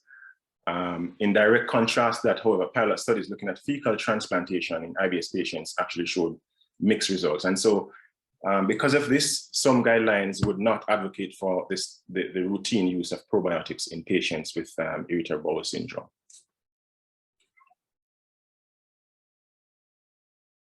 So there's also this talk about the gut-brain axis and the importance of the microbiome in that. And we know, for example, that in this randomized trial, for example, looking at Bifidobacterium longum in patients with IBS, anxiety, and depression, where patients were exposed to probiotics versus placebo for a 6-week period. It was a small trial. Most of the probiotics trials generally are a very, very small trial. The primary outcome examined was reduction in anxiety. And this study actually found that there is significant reduction in depression scores and anxiety features with probiotics.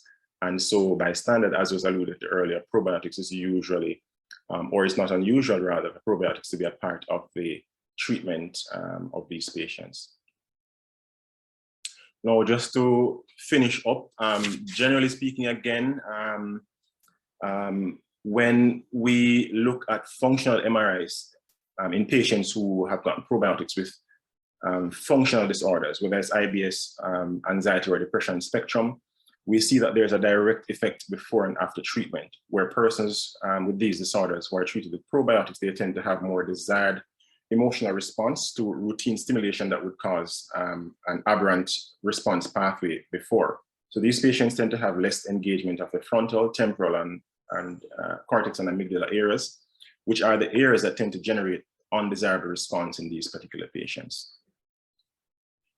So overall, and this is where I would summarize it, how do we protect the microbiome? You know, we've talked so far about the association with disease conditions. I hope while evidence is not robust, I've convinced you that at least there's some strong association with certain disease entities. And therefore, it's imminent on us as healthcare providers and primary healthcare providers to you take that, you know, in our decision-making process when we're seeing patients, particularly prescribing treatments for them. I just want to remind you that diet is the main most important thing to protect the microbiome composition. So increase fruits and vegetables. This can all be summarized as a standard balanced diet, really, of which there are many different types. So increase fruits and vegetables, reduce processed sugary foods. The concept here is that processed sugary foods generally are absorbed faster and they remain in the gut for shorter periods of time, and therefore they are of very little benefit to the microbiome pool. Increase complex carbohydrates, and this acts in direct contrary to the processed sugars, such as sweet potatoes, apples, honey, dark chocolate. That's good for maintaining healthy microbiome composition. Avoid unnecessary antibiotics. And for us in GI, this is a big area, because most times you see patients coming and they come in for reasons and they end up on antibiotics, and we can't quite delineate why they're on antibiotics. So antibiotic stewardship is extremely important.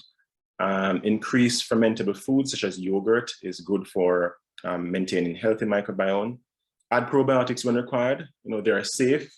You know, I know they're not exactly cheap, the ones that are available, but when it's indicated, these can certainly be used without great hesitancy. Cut back on red meats, optimize nutrition, particularly in stressful states. And, you know, I'll highlight, for example, in patients who are hospitalized, that's a big thing that I advocate for, is proper nutrition in patients who are ill, including hospitalized patients, to restore and maintain a healthy microbiome. And that has been shown to reduce the length of illness in these patients and also the length of hospital stay. Exercise may also have an impact, and we should also advocate for that in our patients.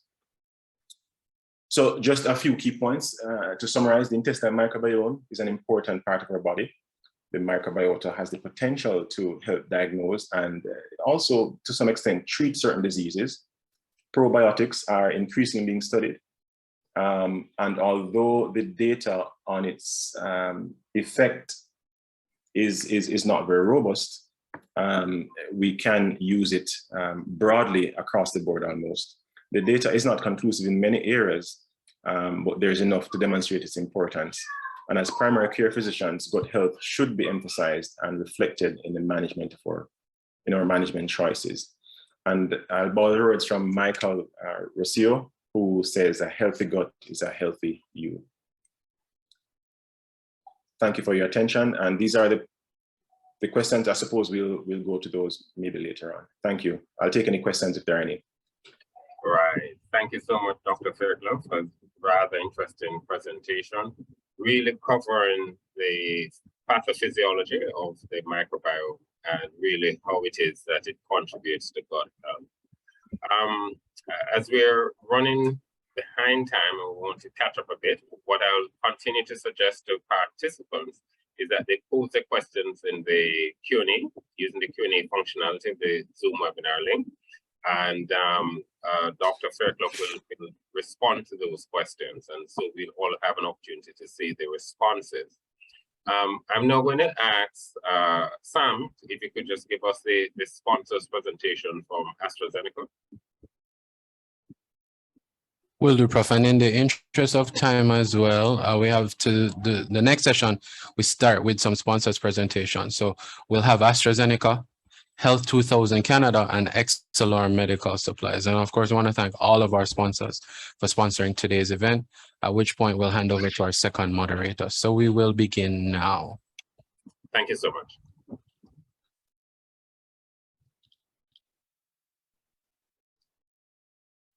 Good afternoon. My name is Jordan Houri, your AstraZeneca representative. AstraZeneca is proud to partner with the CCFP as sponsors of its GI and Nutrition Conference. Today, we will be looking at a product that you all know and love, and that has been improving the lives of patients who suffer from peptic acid issues for many years.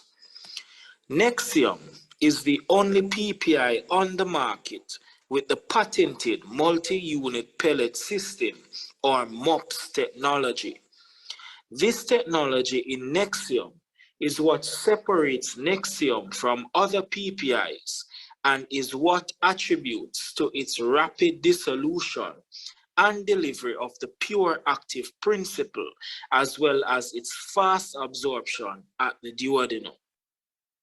Comparing to the conventional tablets that have an enteric coating, the Nexium MUPS tablets dissolutes rapidly, leading to a faster pharmacological effect and sustained relief. This allows for Nexium tablets to be dissolved in water for your patients who have difficulty swallowing the tablets whole.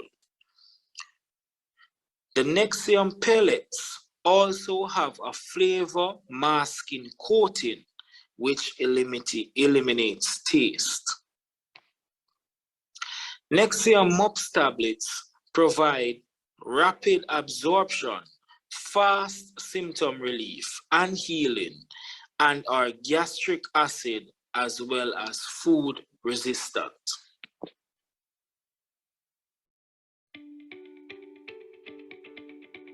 Nexium esomeprazole.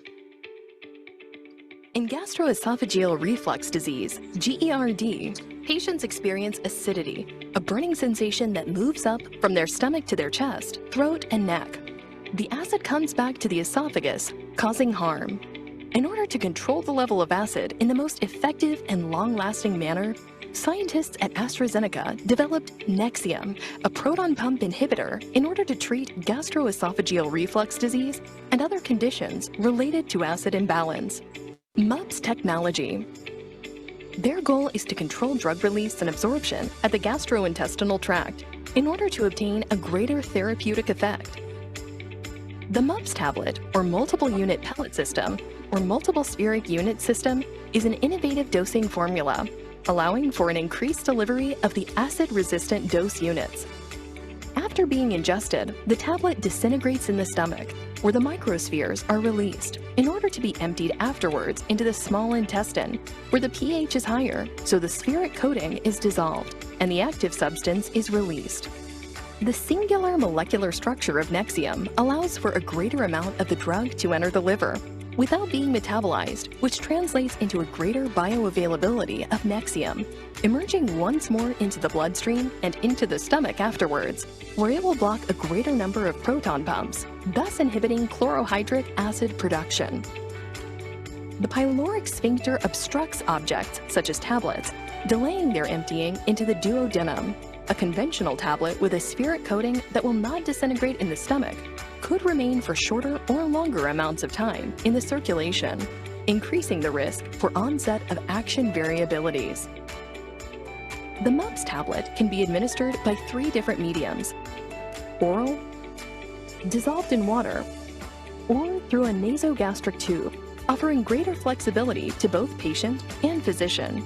Other advantages provided by the Nexium MUPS formula are rapid and uniform absorption of the drug, constant pharmacological effect. This is translated into fast symptom relief, prolonged symptom relief. achieving the greatest goal in the treatment of gastroesophageal reflux disease. Fast and prolonged relief. Superiority in erosive esophagitis healing regarding other PPIs.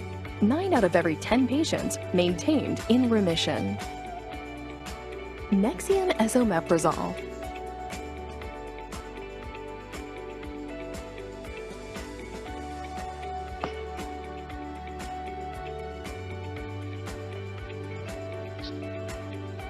So, are all PPIs the same?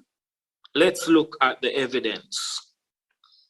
Evidence from the Wilder-Smith study shows that Nexium provides greater acid control for more hours than lansoprazole. Nexium 40 mg compared to lansoprazole 30 mg maintains an intragastric pH above 4 for up to 15 hours compared to 12 hours offered by lansoprazole.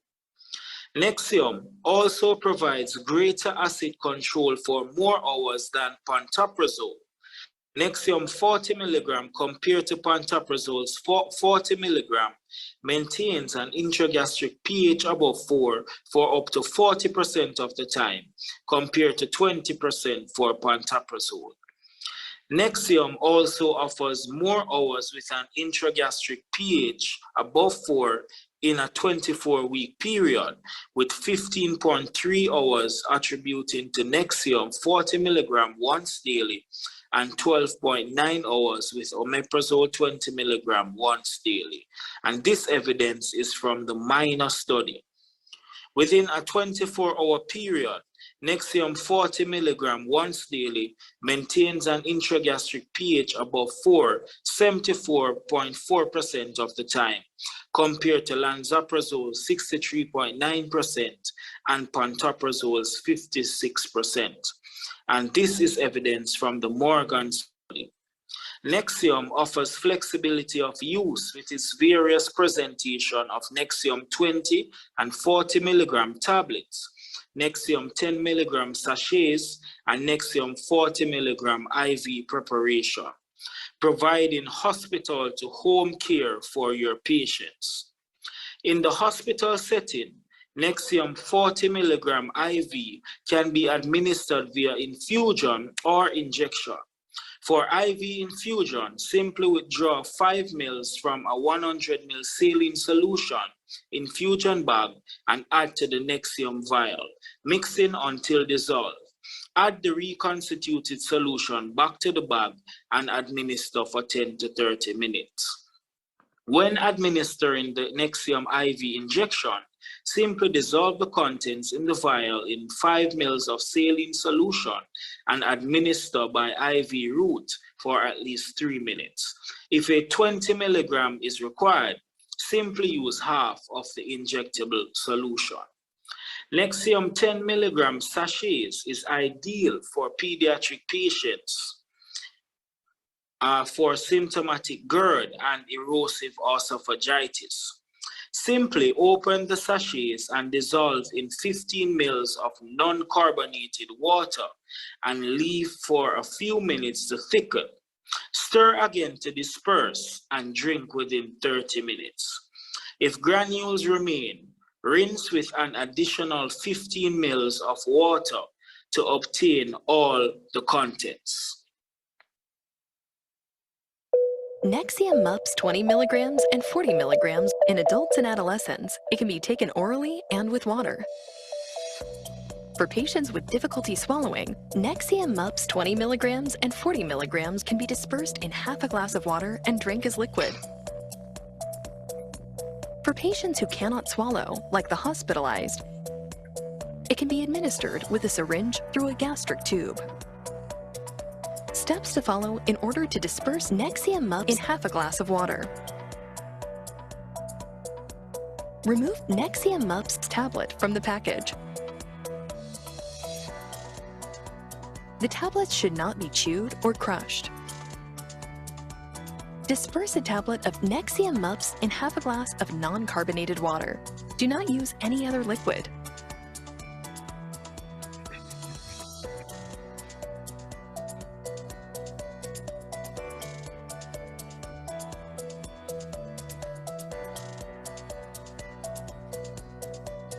Stir until the tablet is disintegrated in small granules. Drink the liquid with the granules immediately or in the lapse of 30 minutes. Fill half the glass with water again in order to get all the granules and drink. Nexium MUPS 20 milligrams and 40 milligrams offers faster and more uniform drug absorption, which translates into fast symptom relief. Constant pharmacological effect translated into prolonged symptom relief.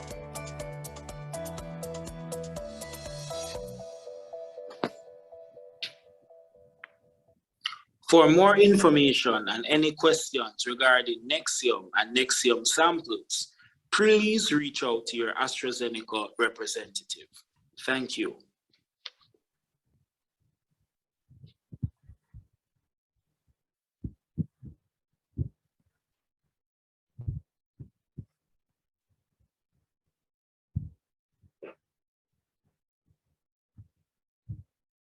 All right, so our moderator for this session is Dr. L. Donovan White. Dr. White, is it okay if we go ahead with the presentations from the sponsors to begin? Sure, go ahead, please. Thank you so much.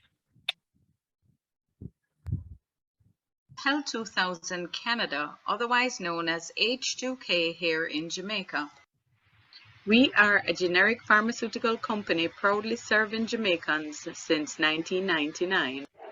Who would like to get this lovely gift basket? It's loaded with goodies and enough niceness. The first person to answer the questions correctly will be the winner. To participate, listen carefully to the rest of my presentation and answer questions based on the presentation in the Google form link provided in the chat. Please submit your answers by 8 p.m. tonight. We will focus on products that are useful in GI disorders today. H2K azithromycin 500 mg tablets can be used to treat GI disorders caused by gram-negative organisms. These include, but are not limited to, Shigella, Salmonella, Campylobacter, Escherichia, Yersinia enterocolitica, as well as for patients with H. pylori infections. For H. pylori infections, azithromycin can be used in combination with other agents such as H2K omeprazole, for example. For improved potency, use H2K azithromycin. Did you know we also offer SCASI 200 mg per 5 ml oral azithromycin suspension? It has a menthol minty flavor enhancing compliance in young children and the elderly. H2K ciprofloxacin 500 mg indicated in adult patients in combination with other agents for the treatment of complicated intra-abdominal infections caused by Escherichia coli, Proteus mirabilis, Klebsiella pneumoniae, or Bacteroides fragilis. H2K ciprofloxacin 500 mg quicker recovery at a lower cost. H2K esomeprazole 40 mg used to treat duodenal gastric ulcers, erosive esophagitis, GERD, Zollinger-Ellison syndrome, and also to reduce the chance of gastric ulcers in NSAID therapy. Esomeprazole can be used along with antibiotics to treat ulcers associated with H. pylori infections. H2K esomeprazole, effective long-lasting relief. H2K omeprazole 20 mg is indicated for disorders associated with hypersecretion of gastric acid, such as benign gastric ulcers, duodenal ulcers, GERD, and Zollinger-Ellison syndrome. H2K omeprazole fast-acting quick relief. Our OTC products will focus on nutrition and self-care. Glucolite. Hydrate with Glucolite oral rehydration salts, a great way to replenish electrolyte loss from vomiting and diarrhea, exercise, heat, fever and travel. Use 1 sachet to 1 liter of water and consume within 24 hours. Stay hydrated with Glucolite, the best tasting orange flavor oral rehydration salts on the market today. H2K Wormizole albendazole 400 mg per 10 ml, a broad-spectrum antiparasitic for the treatment of common intestinal worms. Wormizole has a sweet strawberry flavor that tastes great and is effective in deworming the gut safely.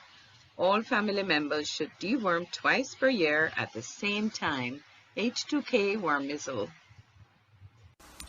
Are you feeling tired and weak? Not eating properly? Recovering from an illness? Take Vitamax, the complete sugar-free multivitamin mineral syrup with over 15 essential vitamins and minerals the body requires daily. Take Vitamax to boost your immune system, enhance your appetite, and boost performance with added antioxidant support. Kids love the taste, adults love the benefits. Vitamax, for overall good health in one spoonful. Vitamax, the complete supplement for the whole family. Borototal Neem Cream, an Ayurvedic antiseptic cream that heals, soothes, moisturizes, making it the perfect companion, the power-packed herbal alternative for wound healing and skin infections.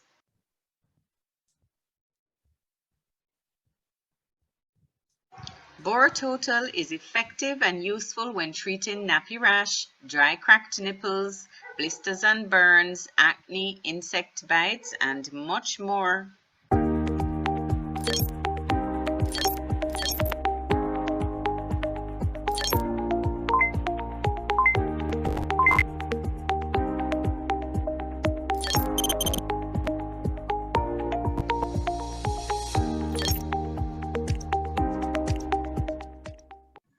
All our products are available in pharmacies island-wide. Please write H2K before the drug name on your prescription. Please follow Health 2000 Canada on Instagram and Facebook for more self-care tips. Thank you and be safe. If you want the tools to build your medical practice and do so within reasonable cost, look no further. Excelor Medical Supplies is here to provide you with quality products that work within your budget. Our team here at Excelor Medical Supplies has over 15 years experience in the healthcare industry. This provides a strong foundation to guarantee you an understanding of the requirements of the industry as well as your needs. Among our wide range of products, we have tools for all your endoscopic needs. We have endoscopic disposables, including specialized products for ERCP, like biliary stents and drainage catheters, esophageal, segmented, duodenal, pancreatic pseudocyst, colonic, and rectal stents. We also have dilation balloons, stone extraction baskets and balloons, biopsy and grasping forceps, retrieve net, and much more. Also within our product line, we provide products for your general needs: medical face masks, reinforced surgical gowns, isolation gowns, shoes cover and surgeon caps, pulse oximeters, blood pressure machines, automatic core biopsy needles, IVC filters, IV fusion sets, oxygen masks, and cannula, among others.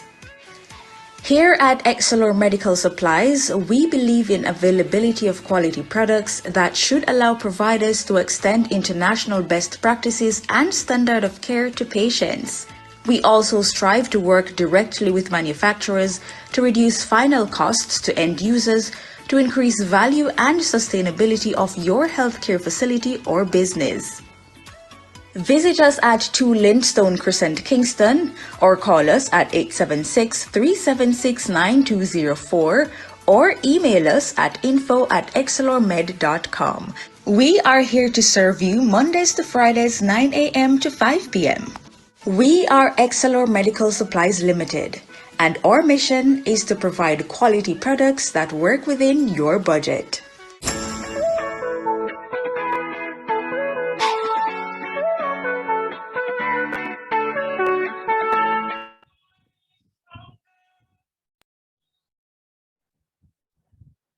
Over to you, Doc. Yes, good afternoon. Good afternoon, all my colleagues. Good afternoon, ladies and gentlemen. And well, let me first of all congratulate the speakers who presented in the first session. And we have been well fed. Now we're on to the second session. Now, the first presenter for the second session would be none other than Dr. Mike Mills. he's a familiar name to most of us as physicians because he's a respected physician of good vintage. He, of course, is a product of the University of the West Indies, following which he went to the United States, where he got a fellowship in the American College of Physicians and also the American College of Gastroenterologists. So here, without much further ado, to present us on ulcerative colitis and diverticulitis, let me ask Dr. Mike Mills to go ahead and make his presentation. Dr. Mills, are you ready? Good. Yes, I'm ready. Good afternoon, everyone. Thank you very much, Dr. White, for their kind introduction. I am going to start my slideshow. I'm hoping everyone can see the slides. We have gone back to some face-to-face, but now I have to go back to saying, can you see my slides? Can you hear me? We're going to be talking about inflammatory bowel disease, some core concepts.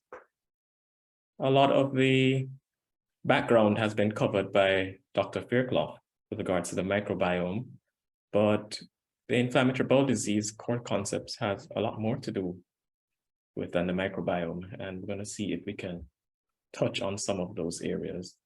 I have nothing to declare for this presentation. There was a pre-test set of questions, which unfortunately, maybe you've not had a chance to see, so I'm just going to outline those at this time. A 45-year-old female presents with a 2-month history of 6 to 8 episodes per day of bloody watery stools and cramping abdominal pain. She's otherwise completely well and admits to having worsening of her symptoms only on eating certain foods. There's no other significant history apart from the fact she has a sister with rheumatoid arthritis. So your next best step after history and examination is to send her for admission at a hospital as she may be anemic. Place her on antibiotics, as this may be an infectious diarrhea. Presume she has ulcerative colitis and calculate her severity score. Start her on sulfasalazine immediately, as appointments can take forever. Another question here. 35-year-old male presents with perianal drainage for the last 2 weeks. He says he was diagnosed with Crohn's disease many years ago, but he defaulted from clinic and he's not taking any medications. He recalls being treated with sulfasalazine and prednisone for a similar problem and thinks that this will help him again. He hasn't done any recent labs, and after your history and examination, you decide the next best thing to do is A, send him for an MRI scan of his pelvis. Start him on sulfasalazine immediately, but hold the prednisone until more information is available from his labs. Start prednisone, sulfasalazine, and antibiotics immediately. Or send him to do a CT of the abdomen. The last question is a true and false. True or false, there is good data to show that diet plays a significant role in controlling the symptoms of inflammatory bowel disease. True or false? So we'll come back to those at the end. Now, how do you approach the patient with chronic diarrhea? Because predominantly this is going to be the way that the patients will present to you if you're considering the diagnosis of inflammatory bowel disease. So the first step is to understand, of course, what chronic diarrhea is. And Dr. King-Robinson, in her presentation, went through the Bristol stool form chart, which was developed at the Bristol Royal Infirmary and was used primarily as a research tool to try and standardize the way that individuals describe their stool passage, and has been used to correlate quite nicely with the transit through the GI tract. But of course, because it has a pictorial representation, patients are also able to use it in a clinical setting to describe exactly what type of stools they're having. So usually types 5, 6, and 7 would be the ones that are associated with the diarrhea. But chronic diarrhea usually starts to come into play when you have an episode of loose, watery stool, which takes the shape of the container that it enters and associated with some frequency and has been going on for longer than 3 to 4 weeks. So that's a general type of definition that we're going to be working with. Once this patient presents to you with that history, of course, you're going to be thinking about some of the differentials. And these are some of the more common causes of chronic diarrhea that we come across in our setting. Irritable bowel syndrome, the diarrhea predominant form, which was discussed earlier, would perhaps be the most common differential diagnosis in a patient who presents with chronic diarrhea. Drugs or medications that the patient is taking, whether prescribed or over the counter, would be another common category causing chronic diarrhea. And this could be anything that the patient is taking. Once you look through the side effect profile of many medications, you will see diarrhea listed. Some of them are predictable, some of them are not so predictable. So it's important to see what the timeline is for medications and to see whether this correlates with the onset of diarrhea. Inflammatory bowel disease, which is what we're going to discuss. Colon cancer can also present in patients with chronic diarrhea, even though more commonly is associated with constipation or change in the bowel habit. And then Clostridioides difficile, which Dr. Fairclough went through, would be another cause of chronic diarrhea, which we're seeing more commonly in patients because of the use of antibiotics. And you can note here the change in terminology from Clostridium to Clostridioides, which is a new term since 2016. Less frequently, we look at the diet. So individuals who have been having certain foods would have diarrhea depending on what they're consuming. Overflow diarrhea is something to consider as well. And this is in setting of patients who have severe constipation and you have leakage of more watery stool around the harder stool. Diabetes and the associated autonomic dysfunction can result in diarrhea, even though constipation can also occur. Radiation enteritis in our setting is fairly common. Individuals with prostate cancer have had radiation to the pelvis. Not infrequently will present with some loose stool. And then chronic infections, especially in immunocompromised individuals, so things like Microspora, Cyclospora, Giardia would be considered in individuals who present to you. So history would be important there to look for the risk factors. And then post-surgery, so resecting the bowel obviously reduces the absorptive surface and allows individuals to present with diarrhea, which usually is predictable and should be discussed before surgery. But sometimes individuals forget that they had such extensive surgery and still complain of loose stools. And then bile acid diarrhea in patients who have had cholecystectomy, not unusual because of the presence of the bile acids in the small intestine. Less frequently, chronic pancreatitis or pancreatic CA can present with chronic diarrhea. Lymphomas of the bowel, especially small bowel, can present because of the problem with absorption. Hyperthyroidism can also present with chronic diarrhea. And then less frequently, carcinoid, VIPomas, and gastrinomas, so your neuroendocrine cell type tumors of the GI tract, which liberate hormones which will produce either secretory or watery type diarrheas. Small bowel enteropathy, the tropical sprue, for example, very infrequent in this day and age. Mesenteric ischemia in individuals who have atherosclerosis of the major vessels, usually as a result of diabetes or dyslipidemia, can present with chronic diarrhea. Cystic fibrosis, which usually would have been diagnosed much earlier in the pediatric or early adult age group and associated with other features outside of just diarrhea. What about celiac disease? So I didn't mention celiac disease, even though it is something which a lot of individuals will come to you and say, well, I'm having, diarrhea and I think I have celiac. We've looked for celiac locally. We don't have any robust data, but the patients that we have identified with celiac usually come to us with a diagnosis from another population. So usually North American, for example, Caucasians. I don't think anyone has actually documented true celiac disease. However, we do have individuals who have gluten sensitivity, which is different from true celiac disease.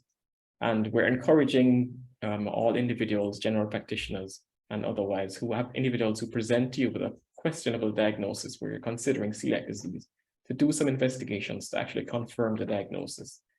So please do serum tissue transglutaminase, which is an antibody test, an IgA test, and ideally an upper GI endoscopy with small bowel biopsy to confirm the diagnosis before labeling the patient as having celiac or accepting the diagnosis.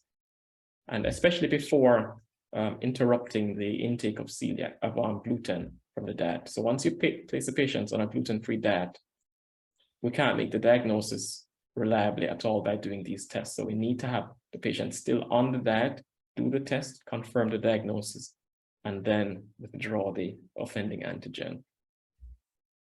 All right, so you've had the patient present to you.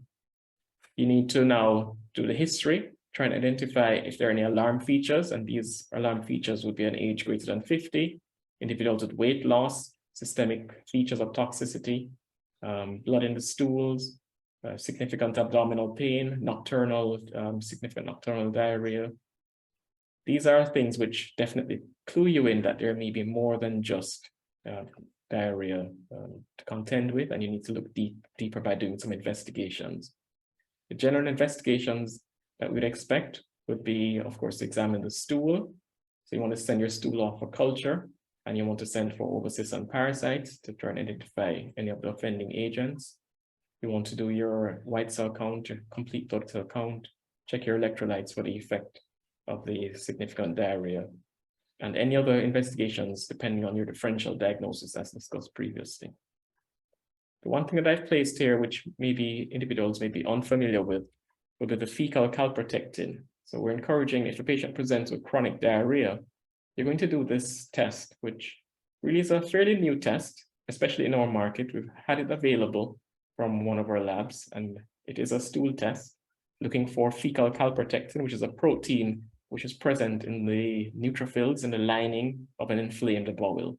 So when the bowel becomes inflamed, the neutrophils will gather along the luminal margin and liberate this protein, which can be measured in the stool, and it's a marker of inflammation of the bowel. And it helps to distinguish between an inflammatory cause as opposed to something which is non-inflammatory, like irritable bowel syndrome. So it's not diagnostic, but certainly helps you in pushing you towards doing more investigations in a patient who are concerned that the diagnosis may be more than just IBS, for example. Okay, when do you refer? So you've seen the patient, you've considered the differential diagnosis, you've done investigations. Do you need to send them all off? No, definitely not.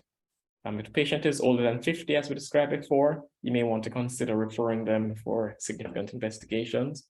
Rectal bleeding is something you definitely want to pay attention to and refer. Progressive abdominal pain, unexplained weight loss, iron deficiency anemia, an elevated CRP or fecal calprotectin, and a family history of inflammatory bowel disease or colorectal cancer. All of these individuals, you definitely want to refer on to have more extensive investigation. In most cases, we're referring to some kind of evaluation of the GI tract by optical means, so colonoscopy most likely to allow biopsying. So we're looking at inflammatory bowel diseases, and usually people tend to focus on ulcerative colitis and Crohn's disease because these are the most common ones, but also bear in mind that microscopic colitis is a form of inflammatory bowel disease, which we consider. It's not as common in our population, but we have seen cases. Usually tends to affect younger middle-aged females. It was first identified in the 1980s, and it is a histological diagnosis, so the patients will present just like any other form of chronic diarrhea. But when you do a biopsy of the lining of the colon, you will see evidence of either a collagenous type, where you have a buildup of the collagenous matrix in the basal layer, or an increase in intraepithelial lymphocytes, which can be counted by the pathologist. So this is the only way to actually make the diagnosis. And this is important. The etiology is not so clear.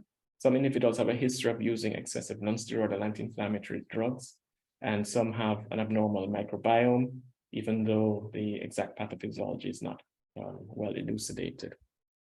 There is a relation to some other autoimmune conditions, for example, thyroiditis. But again, this weak link is not enough for you to send all your patients with thyroid disease for screening, for example. The diagnosis has to be made on biopsy, and the treatment is quite variable. Can be anything from just adjusting the patient's intake to using steroids or other anti-inflammatories. So that's for microscopic colitis, but we're going to focus predominantly on ulcerative colitis and Crohn's disease. Now, most patients can be categorized into either ulcerative colitis or Crohn's disease, but you do have a subset of patients, maybe about 10% or a little less, of patients who are not able to say definitively at first diagnosis whether they have ulcerative colitis or Crohn's, even after biopsy. And these fall into the category of indeterminate colitis. So you may see this in your referral or notes back from the specialist physician or pathologist that their patients have indeterminate colitis. Most of them may go on to have changes which are more definitive, and you're able to put them into one of the two categories, but sometimes you're not able to say which of the two is the underlying diagnosis. Okay, so what about epidemiology? Is it very common? Yes, fairly common, not as common in our population as in North America.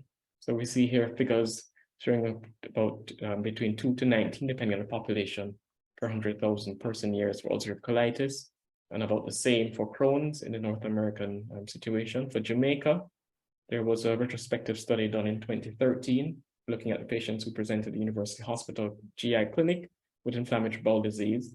And there were approximately 103 patients. And you can see that we had 64 patients with ulcerative colitis and 39 with Crohn's disease. So low endemic for our country, but we think that the numbers actually are increasing, even though we don't have any more recent data to say exactly what the numbers will be. Men and women are affected fairly equally, even though within certain subsets, you might have more complications associated with gender. Risk factors for inflammatory bowel disease, genetics always plays a significant role. So there are a number of studies looking at monozygotic twins, showing that concordance is quite high among twins. For Crohn's disease in particular, for ulcerative colitis and Crohn's together, having a first degree relative with either of these conditions definitely increases the likelihood of the individual having the disorder up to 3 times more likely, but it is not as strong as you may think. Dietary factors, definitely a dietary risk factor has to be considered for inflammatory bowel disease. These are some of the things which are thought to be playing a significant role in patients who present with inflammatory bowel disease. So if the diet is very high in fiber, it actually is protective against Crohn's disease, but has been shown, as Dr. Fairclough mentioned in his microbiome talk, to actually have different effects on the microbiome, which ultimately may actually cause expression of either ulcerative colitis or Crohn's. So it's not as simple as just altering the amount of fiber and reducing or increasing your risk, but there is an association. Fats, definitely, having an increased dietary intake of total fats increases the incidence of inflammatory bowel disease. Having a high intake of omega-3 fatty acids is protective, and especially in patients who have Crohn's disease, sometimes you can pick up a deficiency of these micronutrients.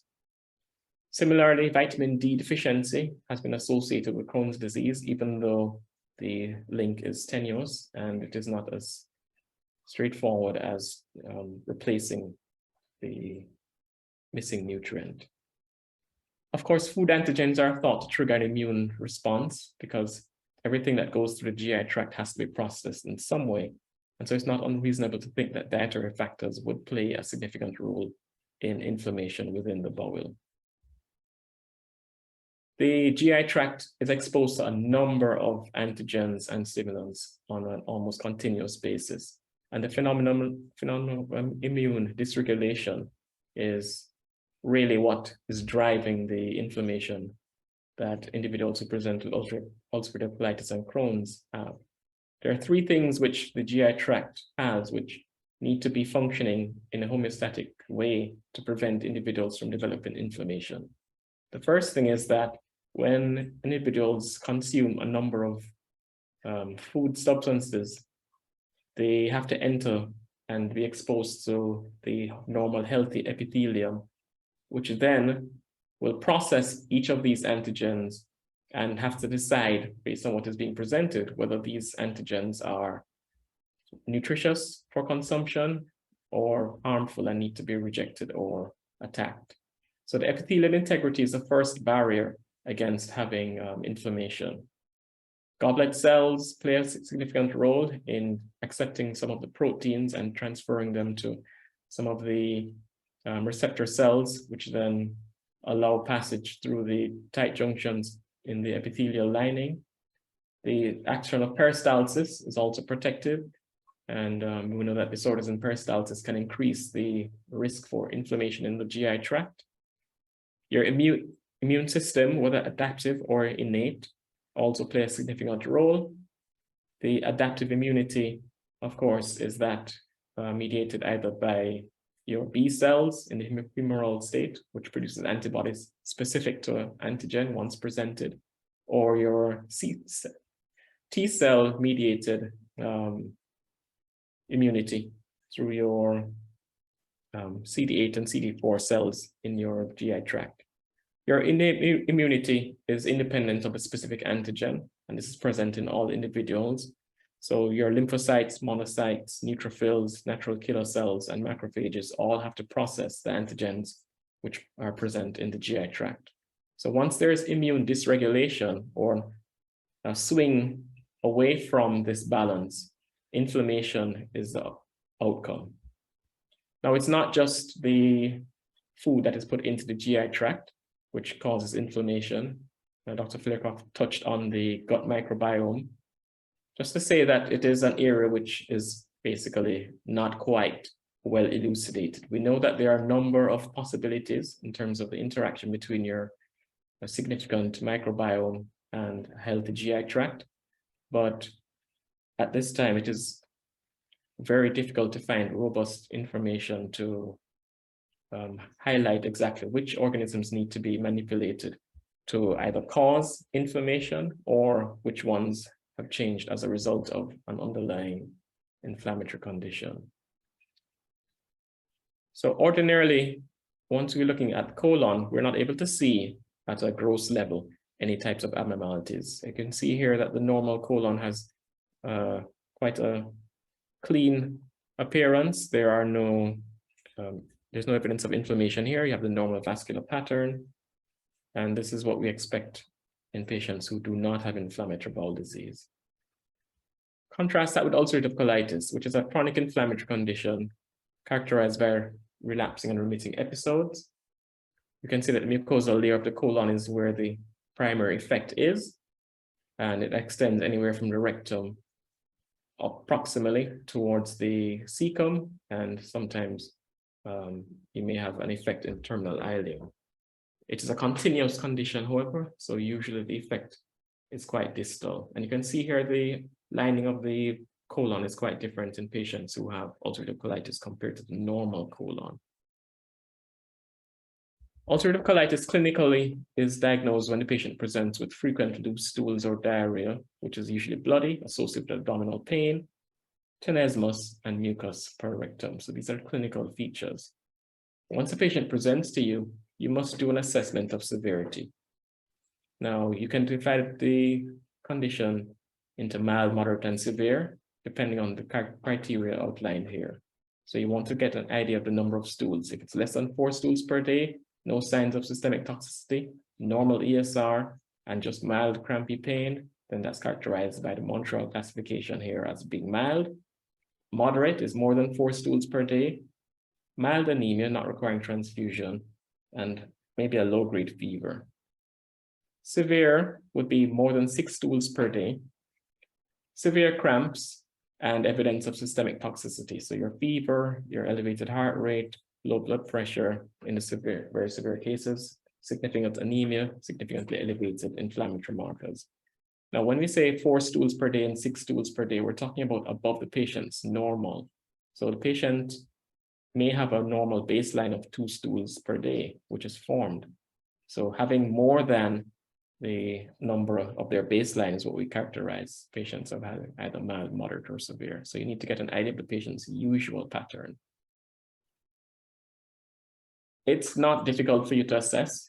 Everyone here needs to be able to assess. So the patient presents to you. There's an app to help you. You can go on your phone or you can go online. Everyone has some access to the internet.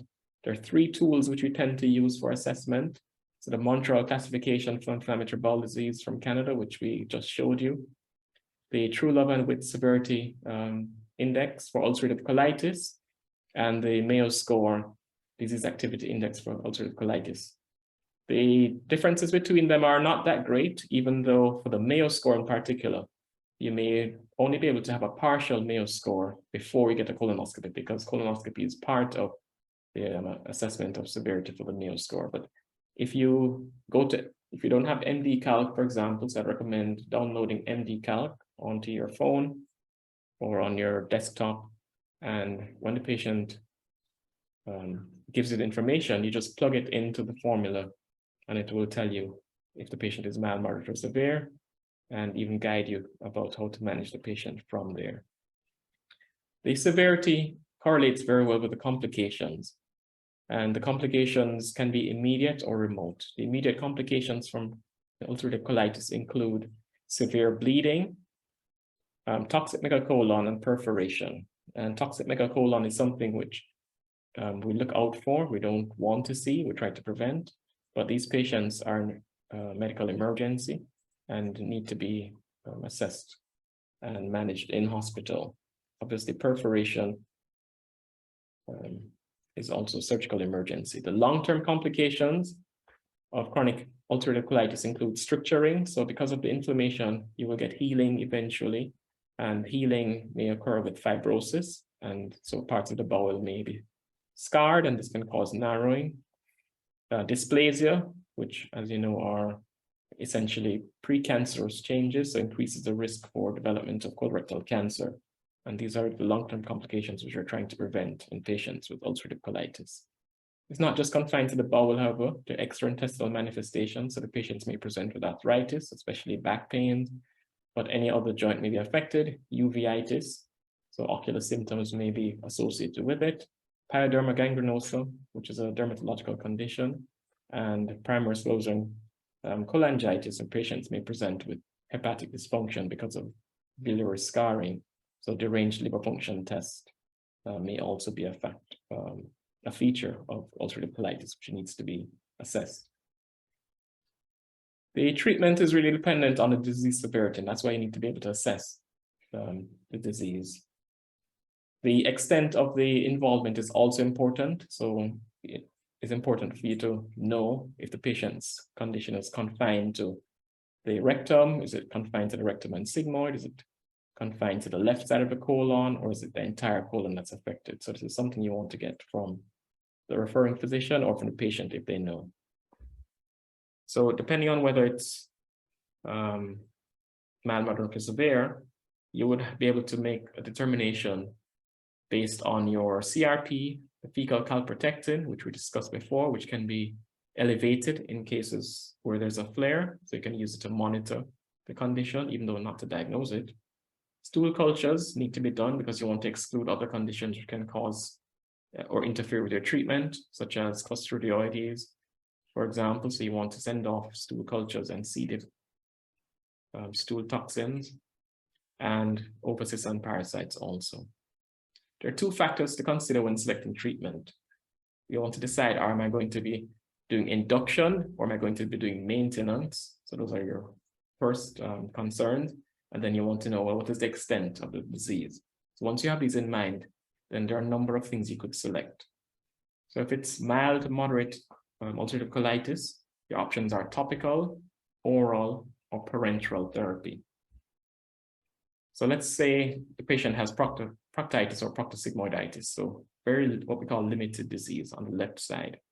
You could choose one of the common agents. So sulfasalazine is available. That was one of our first agents, which is a 5-amino acid preparation joined by a sulfur moiety.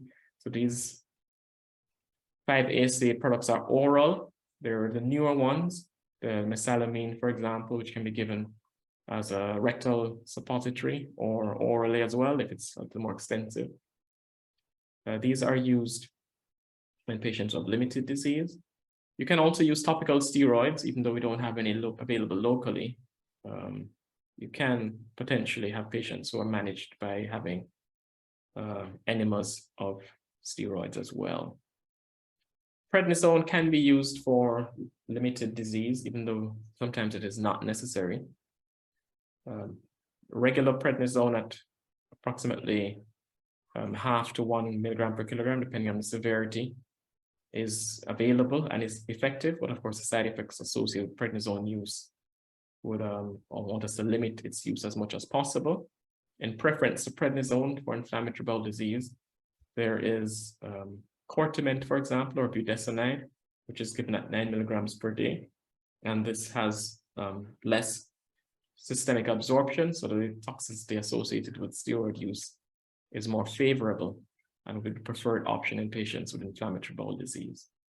If it's a little more extensive, you can combine agents. So we're still talking about left-sided disease, but even pancolitis now, so the entire colon being affected. So you want to combine your oral agents with topical, for example. Sometimes you can give oral in the morning, and at nights they can use a suppository. You can add steroids depending on what the patient's response is, but make sure that if you're adding steroids, you want to taper the patients after 4 weeks, depending on their response. And the tapering, even though suggested here, there are a number of ways to taper steroids. The key thing is to monitor the patients and to reduce them over time to reduce their exposure. There are steroid-sparing agents, so that was induction. So this is just to get the patients out of their acute flare. You want to maintain them, however, to prevent them from developing future flares. So looking forward more long-term for ulcerative colitis, you have the 5 ASA products, so your sulfasalazine and mesalamine, and then you want to stay away from steroids and use something that's steroid sparing. So azathioprine or methotrexate, for example, can be used, and the doses will vary. And you can also have biologic therapy, which for our market is still difficult to achieve, but more and more we are having access to more biologic agents which have been shown to be efficacious in induction and maintenance of ulcerative colitis. If it's moderate to severe ulcerative colitis, definitely the biologic therapy is quite useful. And for ulcerative colitis, we do have parenteral agents which we can use, which we will discuss a little more. All right, so for Crohn's disease is obviously, well, Crohn is somebody's name. So that's a gentleman who developed or diagnosed the condition, rather, who described it and published in 1932.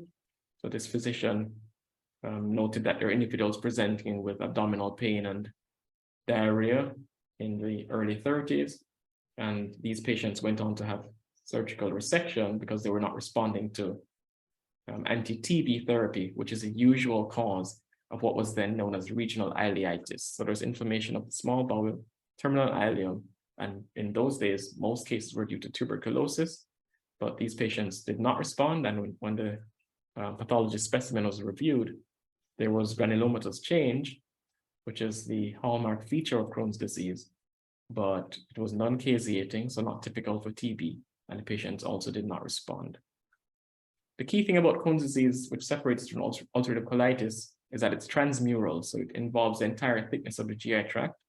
It affects anywhere from the mouth to the anus, and in most cases affect the terminal ileum. Because of the transmural nature and the fact that it extends beyond the large bowel, means that the presentation for Crohn's disease is far more than just bloody diarrhea. You have an inflammatory presentation, in which patients may have bloody diarrhea, abdominal pain, urgency, the typical features. But you also have a fibrosing presentation. So these patients may present with obstruction because of stricturing.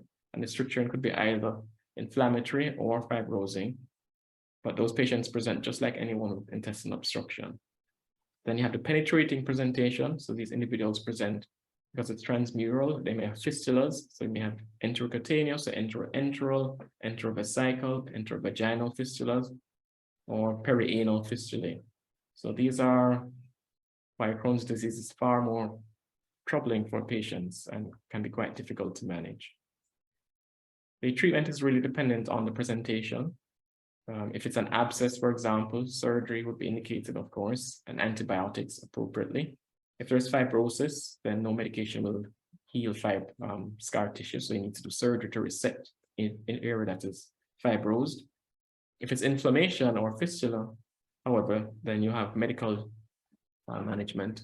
And there are a number of trials which have looked at the different biologic agents which have been developed over the last 25 years to try and manage Crohn's disease. Infliximab would be one of the earlier anti-TNF, tumor necrosis factor agents, which is administered intravenously, either alone or in combination with azathioprine. And this can be demonstrated to have a good effect in patients who have Crohn's disease. You can see here that individuals, however, do not all respond. So just pay attention to the numbers at 52 weeks. So after a year, you only end up with about 2/3 of individuals who are responding, despite the fact that the medication is one of the most effective available for Crohn's. So that tells us that we're still not quite where we need to be in terms of the pathophysiology and managing the underlying condition. But you do have a number of options. Infliximab, we spoke about, which is Remicade, which is given intravenously, adalimumab or Humira, and then recently we've had ustekinumab or Stelara. They're locally available, they're expensive, no doubt, but individuals can be started on these agents, and they are preferred agents, especially when there is fistulizing Crohn's disease. The key thing about managing patients with inflammatory bowel disease and Crohn's disease in particular is this shared decision-making model of medicine. And it's sometimes a little difficult for physicians to get into shared decision-making. It basically means that the patients now are armed with more information, as much information sometimes as the physician.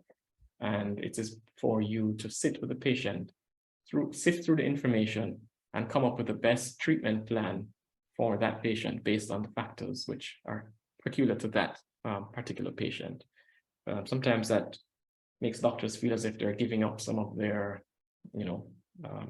power. And it is true that sometimes the patients are bad at making choices and prefer to be told what to do. So you have to pay attention to your patient and understand how best to get them to have the therapy which is most effective for them.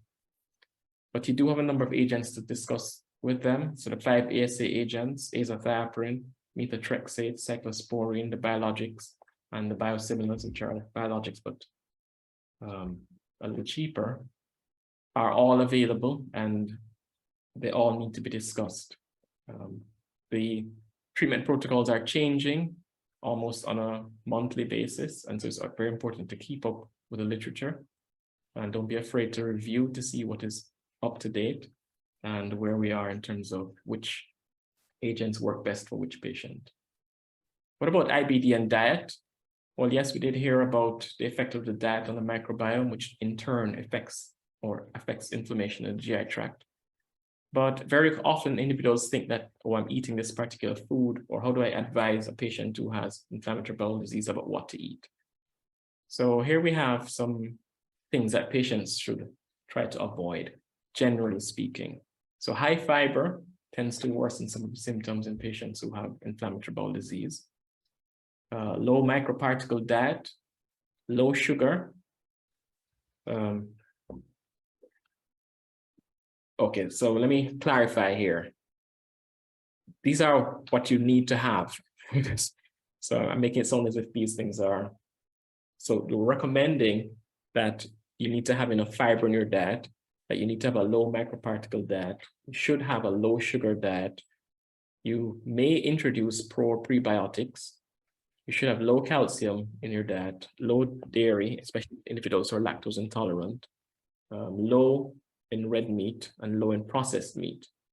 There are also other specific diets which you could introduce. So they're the symptom-based diets, so specific to the individual. If the individual says, well, whenever I have curry, for example, then I have a flare. So you say for that individual, you avoid that specific food. So that's one symptom-based diet, which an approach has been used, and there's evidence to show that it does improve symptoms. An organic food diet, so cutting back on the exposure to pesticides. The gluten-free diet, which has been also shown in inflammatory bowel disease to improve symptoms. Now, the low microparticle diet in particular is something that we're probably going to be hearing a lot more about. And microparticles, if you're not familiar, are all those little particles which you are exposed to in the environment, which are not food particles. but they're components of either pharmaceutical or food. So for example, the components like titanium, components of toothpaste or lipstick or soaps or dishwashing liquid or all the microplastics. All these things are absorbed in GI tract and show up in your bowel. So this pictomicrograph, electromicrograph here, showing in the little box, little specules. So each of these little white dots is actually plastic, which shows up in individuals and can have an effect on their immune system, obviously. So not just the microbiome we need to pay attention to, but also all these little particles which show up in ways that we did not think about. Generally speaking, in terms of IBD and the DAT, so there was a Cochrane database systematic review in 2019 looking at the effects of DAT on ulcerative colitis and Crohn's. And the conclusion basically is that despite all of these interventions, which we think are based on science, the evidence is very uncertain. And a lot of them are either low quality studies or the data is inconclusive. There is an Alberta anti-inflammatory diet. So this is from the University in Canada. And they recently published their recommended diet, where individuals basically should have enough dietary fiber, combination of probiotics, the specifics of which will vary, low red and processed meat, low added sugar, enough antioxidants, omega-3 fatty acids, and then supplementation with zinc, selenium, phosphorus, and preferably seafood. So this is one option, and they have demonstrated that individuals who have switched to this diet compared to the normal standard diet have a reduction in the inflammatory markers like the fecal calprotectin and some of the intraepithelial lymphocytes and other changes which signify a reduction in the inflammatory component. So perhaps this may be something to do. Follow-up of these patients. So the patients come to you for follow-up with the diagnosis already. It's not just to start on medication, but there are things to consider. Even when you're doing your CPC and CRP, fecal calprotectin, maybe every 3 to 6 months, LFTs to check for evidence of complications and your UNEs as they're on many medications.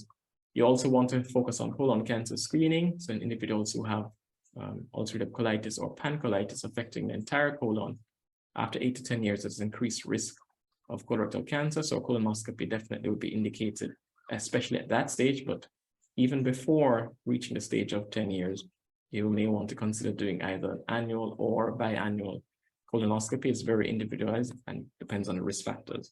Because of the use of steroids and also because of nutritional deficiencies, bone density screening is also recommended in individuals with inflammatory bowel disease at some stage. So the real-world management of IBD, we have some ideas about how to manage it, and there are guidelines to help us, which are developed in a lot of the resource-rich centers, but the real-world management is affected by cost and availability as well as side effects. There's an approach to treating where you may either treat with the most effective drug early, despite the symptoms, so the top-down approach, where you hit them very hard early, or the step-up approach, where you hit them with the milder medication and then increase the intensity if the patients don't respond. Either way is an option, but there's more evidence that maybe the top-down approach is better long-term in terms of reducing the number of flares and reducing the complications. Ideally, you want to eliminate inflammation of the GI tract. So we look for what's called mucosal healing. This can be done at colonoscopy, or ideally, you can look for evidence of histologic healing, which is a biopsy-proven healing, even though it's still early in terms of whether we need to check for this in all patients. It's difficult to achieve, however, and as I said before, only 2/3 of patients, despite absence of symptoms or improvement in symptoms, they still have some evidence of inflammation if you were to really look for it. There's a role for the older regimes like sulfasalazine and prednisone, but again, you have to discuss with the patients to see what the most optimum treatment is. But assessment is key, and as I said, there are tools which are available, and you should do an assessment. Now, I saw on the program when it was finally sent to me that diverticulitis was on the topic, but well, it's not quite a true inflammatory bowel disease, but anyhow, the key thing about diverticulitis in 2022 that you should focus on is to assess the patients to confirm the diagnosis. So patient presents with abdominal pain, the usual features, fever, pain, a change in the bowel habit. You consider the diagnosis. You want to do a CT scan of the abdomen. So you want to look to see if there are any complications. What's new? Well, diverticulitis and antibiotics are the big talk now. So usually we're giving patients antibiotics for diverticulitis, but the data shows that antibiotics are not required in patients who have uncomplicated mild diverticulitis because there is no difference in the outcome. So this Dynamo study, which was published in 2021, basically shows that with or without antibiotics, you have similar rates of either recurrence of diverticulitis or return visits or hospitalizations. So there was no difference whether the patients who had uncomplicated mild diverticulitis, whether they receive antibiotics or not, which means that you need to be able to assess the patients. So here's the algorithm that you're going to try and follow. You think the patient has diverticulitis, you need to do a CT, determine if it's complicated or uncomplicated. Uncomplicated meaning they don't have any sepsis, they're not elderly, they don't have peritonitis, they didn't fail treatment before, they're not immunocompromised, they're not diabetic with renal failure, or COPD or something like that, and they're not unreliable, like they're going to disappear on you. Once they're uncomplicated and they look fairly well, you don't need to give them antibiotics. You just put them on a low residue diet for maybe 3 days and provide them with some analgesia, preferably not NSAIDs, but analgesia, and they should settle. Now, the complicated ones, however, require usually antibiotics. So if complications were picked up on the CT, so perforation, obstruction, abscess, or fistulae, if your CT shows complications, they need antibiotics, and the antibiotics haven't changed that much. So Cipron flagyl combination or Levon flagyl combination, Augmentin, Bactrim and flagyl, these are your antibiotics. And if they're not settling, usually you review the patients very early, 2 to 3 days. If they're still having problems or the complications are severe to begin with, then these patients need to be admitted to hospital and managed. Colonoscopy is important, however. So the CT will diagnose the diverticulitis, but you still need to do a colonoscopy to make sure that you're not missing a cancer of the colon in an appropriately aged individual. Which is most of them, because most individuals with diverticulitis will be over the age of 45 anyway. So colonoscopy, despite a CT confirming the diagnosis, is still important because you may miss an underlying malignancy.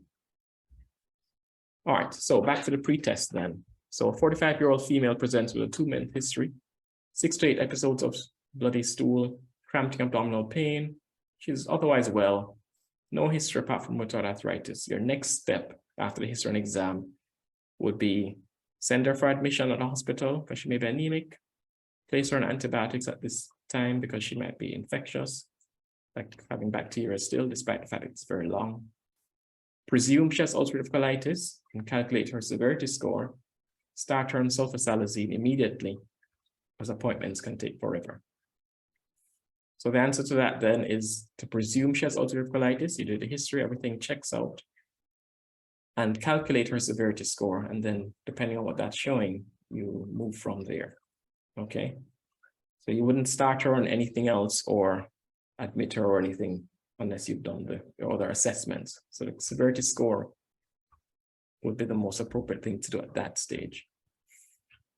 The 35-year-old male who presents, he's known to have Crohn's. He's having a flare. He used to be on sulfasalazine and prednisone. You did your exam and physical. The next thing you want to do for this patient is to send him for an MRI of the pelvis because you want to see where inside the pelvis these connections are, these tracts that he's having. And the MRI of the pelvis is the best way to do that. So not CT of the abdomen, and don't start him on sulfasalazine because that doesn't have no role in Crohn's disease. And the same thing about the prednisone, sulfasalazine, and antibiotics. No, you want to scan to see what's going on there so you can manage him appropriately. And then, is there good data to show that that plays a significant role in controlling the symptoms of inflammatory bowel disease? Well, no, there's no good data. That's the key thing. That probably plays a significant role, but the data at the moment is lacking. It's not good data. Some observational studies and so on. So more data is needed and more data will be available, I'm sure. So thank you very much for your attention. And that will be the end of the presentation. Well, thank you very much, Dr. Mills, for an excellent presentation. I hope we can go into a quick question and answer presently. Would you care to check the Q&A and see if there are any questions here you could answer? Sure, I will check the Q&A. Thank you. First question I'm seeing. Hi, Dr. Mills. Where can a patient do serum tissue transglumanase to assist in making a diagnosis of celiac disease, and what is the cost? Okay, so for celiac disease testing, like all the others, it's your private labs. So there are a number of private labs. They all send a sample over to Quest in the US and get the results back for you. There's a processing fee, of course, which I think so I'm not gonna. The cost might end up being about 200 US, but you can get the results back, and it will tell you once patient has evidence of true celiac disease, meaning gluten sensitivity with the response to the antigen, which is separate from hypersensitivity. Another one here from Dr. Phillips, Leonie Phillips. What if the patient is allergic to sulfur and salicylate? Yes, so the patients are allergic to sulfur. You don't use sulfasalazine. That's why you're using mesalamine, which doesn't have a sulfur component to it. So you definitely want to use mesalamine, which is a pentasa, which is the one we have available. We don't have Asacol anymore, but that was another one available. So those are the ones you want to use in sulfur allergy patients. Interesting question from Dr. Cargill. Do plastic microparticles come from microwaving in plastic containers or drinking water left in the hot sun? Are these habits really healthy? Right, so the microparticles, big thing. Not exactly sure how they get in there, but definitely anything that is man-made will eventually degrade, and whether it's heat or chemical exposure, environmental exposure to internal pH changes or acid or acted on by the microbiome, which then changes components to degraded. Whatever the reason is, there's no doubt that these things are ending up in our bloodstream and being absorbed by the cells, and there may be an effect there to look at. So generally speaking, the area is so new that it's probably difficult to say definitively this is going to be microwaving you shouldn't be avoiding, or not leaving things in the sun. But yes, anything that is a potential antigen enters your immune system or your digestive system will meet the immune system. So it doesn't have to be something you necessarily think about. Fair enough. Thank you so much. Dr. Modupe is asking, why not CT scan as first line instead of MRI, seeing that the MRI is more expensive when checking for Crohn's disease? Right. So, okay. So not checking for Crohn's. It's a person already has Crohn's. So this MRI is very much more sensitive to the pelvic area. So the perianal area and the tissue around the rectum, the pelvic floor. If you're looking for something tiny like a fistula, an MRI is far better at showing you the soft tissue than the CT. You could get away with CT if cost is a significant issue, but it's very common, or more common than we'd like, for the patient has a CT first and then ends up having to go for an MRI because they have a very complicated tract which needs to be outlined. So usually for pelvic issues, we recommend doing the MRI first rather than the CT, but that is usually why. Okay, well, let us thank Dr. Mills, but we'll go into another sponsor's presentation first before we get to Dr. Campbell. So this is a presentation from Indus Life Sciences. Okay. Yeah. Good afternoon, doctors. Greetings from Indus Life Sciences. I'm Daya. Greetings to all the participants, presenters, and moderators. So just taking to refresh a couple of our brands that we introduced this year in 2022. So let me just share the slides. Mr. Sam, hope I am audible. Yeah, we're hearing and we're seeing. Thank you very much. Just to refresh, one of our brand that we introduced just a couple of months before for treatment of patients suffering from heartburn, hyperacidity, gastritis, flatulence, reflux, and ulcer. And so not necessarily every time you need an H2 receptor proton pump inhibitor. Many times we can start with a simple antacid, but the challenge is that which is the right antacid, as we have plenty currently available in Caribbean. So basically the antacids are, classified as generations. The first generation antacids or the basic antacids I could see here, they are mainly focusing on neutralizing excess acid that is secreted for hyperacidity, as because they offer the components like magnesium hydroxide, aluminum hydroxide, and magnesium trisilicate. And then came the second generation antacids, which had other additional benefit apart from neutralizing acidity, which is basically they also attends the gas, the flatulence issue, as because they offer either dimethicone or simethicone. But if you look at it, the most complicated thing is the GERD, which is a gastroesophageal reflux disease, which is quite common in ulcer patients, which none of these antacids, neither the first generation nor the second generation, were able to attend it. So we are very proud from Indus Life Sciences. We introduce an antacid that can, that can definitely attend GERD. As we know that GERD, the symptoms are, regurgitation, heartburn, or dyspepsia, some of the symptoms of GERD. And we have the first company, I could say proudly, not only in Jamaica for that matter, in whole Caribbean, we introduced the third generation, which is the new generation or the latest generation antacid, which offers the unique medication in it, which is alginic acid. Basically, it is a natural algae. Even though it's mentioned as alginic acid, it's a natural algae. The benefit of this algae is that when patient takes this antacid, it mixes with the stomach content and forms a thick raft, as you could see here in the slide, alginate raft, which is basically a precipitation, thick foam that is formed over the stomach content. And this alginate raft does not allow the stomach content move up forward into the esophagus. Thereby, the GERD is stopped, and also the heartburn is also stopped. So the benefit of this alginate raft is that it's a fast formation. Within less than 4 minutes, the alginate raft is formed, and it's sustained almost more than 4 hours or more. And then it gets excreted along with the stomach content, and is very neutral. It does not interact with the stomach content nor with any medication the patient takes. So this is the antacid, as we have been detailed to most of the medical doctors. Those who are not been detailed will definitely come and detail it to you.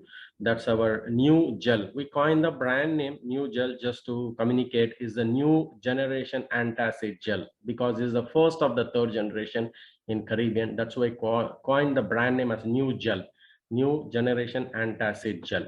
So as you could see here, I just highlighted the alginic acid, which is very unique. I'm very confident none other antacids currently in Caribbean offers a nice composition like this. And also the acid neutralizing medication, especially the magnesium hydroxide, aluminum hydroxide, and magnesium trisilicate. If you look at it, they are very balanced to formula here.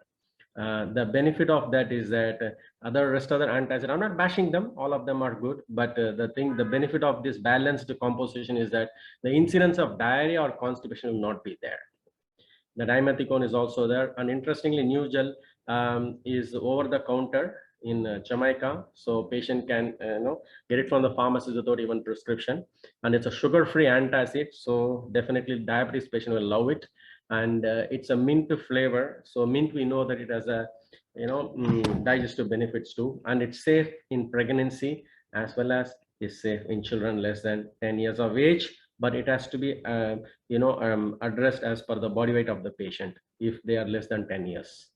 And additionally, doctor, we also offer the extension of new gel with the patients who have gastritis pain or ulcer related pain. We have this composition, which is with oxytocin, which is basically a local muscular anesthetic agent, which relieves the pain associated with ulcer, because that is a basic symptom. Normally a patient approaches you when they have gastritis or ulcer or other complication.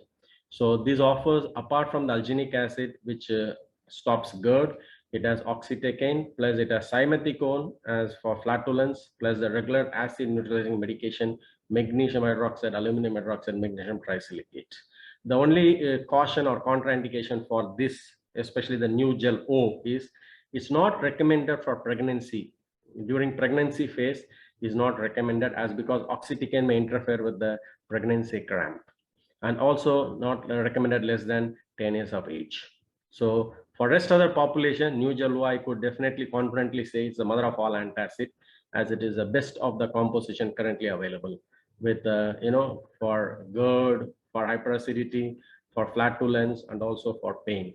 So if during pregnancy, better, you can recommend new gel, and they come as 200 ml. And new gel O is also over the counter, and the cost will really be appreciated by the patient because both of them are less than $1,000. To be precise, the new gel is around $800, and the new gel O is around $850 is the cost I've seen in the pharmacies in Kingston or across the island too.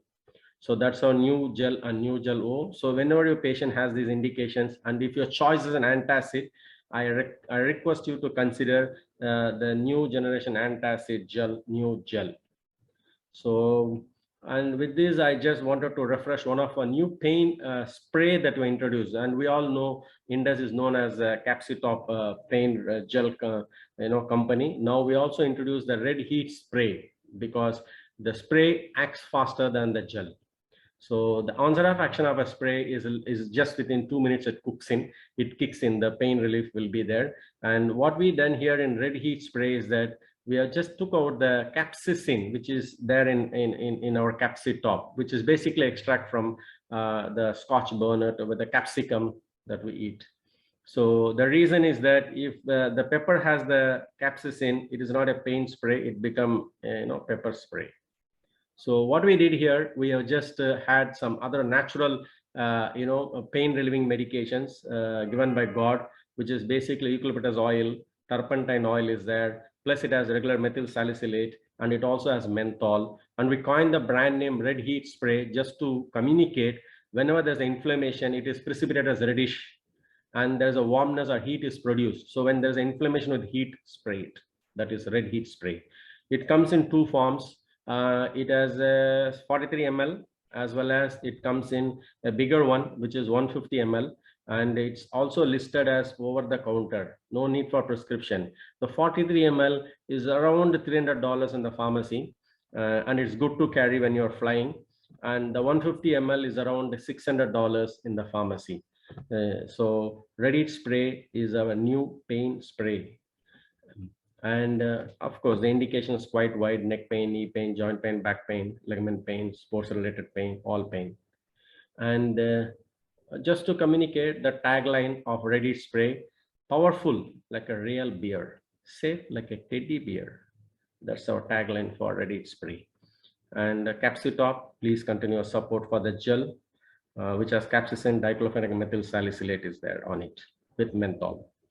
And the big juice as next topic is on nutrition. So I can't stop reminding you on our amino pep, which is ideal to boost your immunity and helps to protect from infection and promotes growth and development during growing phase. A supplement which is ideal for the whole family, as we cannot see a supplement which offers as many ingredients as amino pep, right from protein, vitamins, minerals, and zinc is also there, which is 50 milligram, good for all indication. And indication is right from kids to the elderly people. It can be recommended during pregnancy phase as well as convalescence. All these indications is a chocolate caramel flavor. It's sugar free, safe in diabetes patients also. And just to conclude, if you have confusion how to select a right supplement, probably this could help you. Just look for the supplement that you want to buy, whether it offers all vitamins. Most of the brands will get through, and then look for protein. Probably amino pep stand out, an optimum amount of zinc and sugar free. And that I'm not bashing any of this brand that you see here. Everybody is good, but you can see just for idea how much is amino pep in terms of composition. Nothing can come close to amino pep. So just to conclude, a healthy family represents healthy society. Healthy society represents healthy nation. So to build a healthy nation is everyone's duty. So please consider amino pep, that gives a pep to your step. Thank you very much. Thanks, and enjoy the rest of the day. Thank you, Okay, Doctor. thank you very much, Mr. Deanadan. And that's that for that particular insert. Now it's time for us to get to the last presenter for the day, who is none other than Dr. Jacqueline Campbell. She, of course, is a graduate of the University of the West Indies, and she has delved deeply into alternative therapies as well as maintaining her normal practice. So without further ado, let me introduce you to Dr. Jacqueline Campbell. Dr. Campbell, are you ready? Okay, so the topic for today is nutrition and gut. So here are the objectives of this particular presentation, which is the intestinal barrier and intestinal permeability. I'll be also discussing leaky gut syndrome and adverse food reactions. And under adverse food reactions, we're looking at food intolerances and food allergies. Here you can see this particular slide, which is to me a sort of summary slide, how nutrition can support gut health and the immune system. And one of the keys for me for this particular slide is that it states that your gut is the gatekeeper of your health. And this is something that one of my colleagues had alluded to earlier. I do believe it's Dr. Fairclough. So we looked at so far the panelists have looked at the gut microbiota, and we know we'll have the mucosal layer, which is another level of defense against disease causing microbes and the immune cells. So I'm going to sort of focus on the mucosal layer and the intestinal barrier. So what is the role of the gut? What we know has this role in, all of us know this, food digestion, absorption, and maintaining general homeostasis, which is balance. Now, the GI microbiota has the important roles in nutrition, the energy metabolism, host defense, and very importantly, systemic or the immune system development. Dr. Fairclough, I do believe, had mentioned the role of altered microbiota. So I'll emphasize this again, that the altered microbiota would be associated with gastrointestinal diseases and also the pathogenesis of obesity and metabolic syndrome.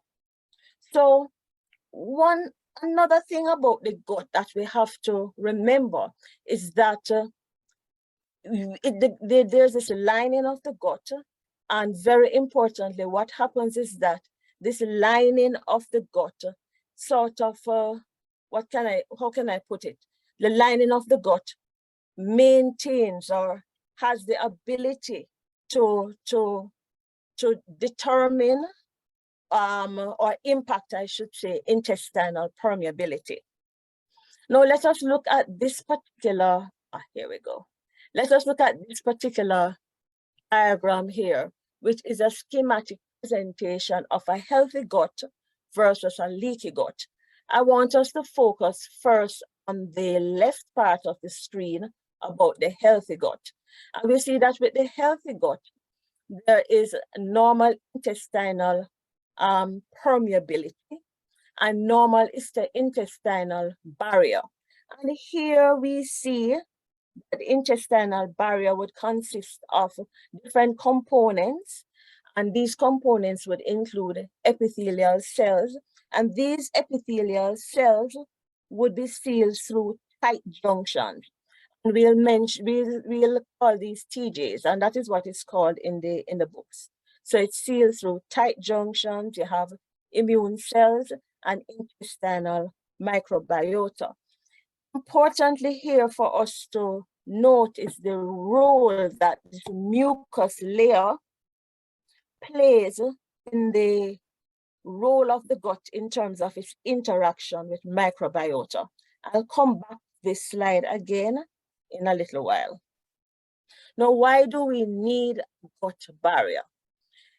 Know that the intestinal barrier and intestinal permeability play these very important roles in maintaining health and preventing disease. So what do they do?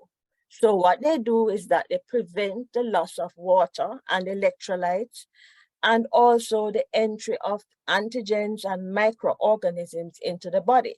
And at the same time, it allows exchange of molecules between the host and environment, and also it helps in terms of absorption of nutrients in the diet. It's interesting in terms of what the intestinal mucosa can do, because it actually fulfills two seemingly opposing functions. So one, it allows this peaceful coexistence with the intestinal symbionts without eliciting any inflammation. And at the same time, what we're having is that you have this sort of measured inflammatory and defensive role against the threat from pathogens. The components of the barrier, it really is complex. You have an inner functional immunological barrier, and there's an external physical barrier. So the intestinal permeability is actually a functional feature of the barrier.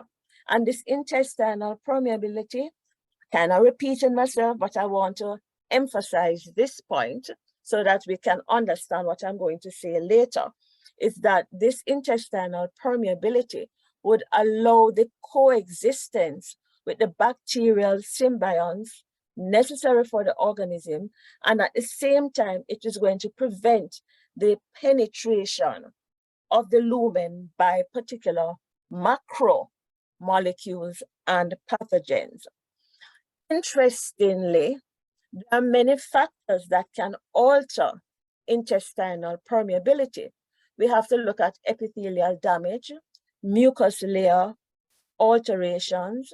We also have to look at modifications to the gut microbiota, because what all of these do is that they can cause translocation, movement, or interfere with the translocation of the luminal content to the inner layers of the intestinal wall.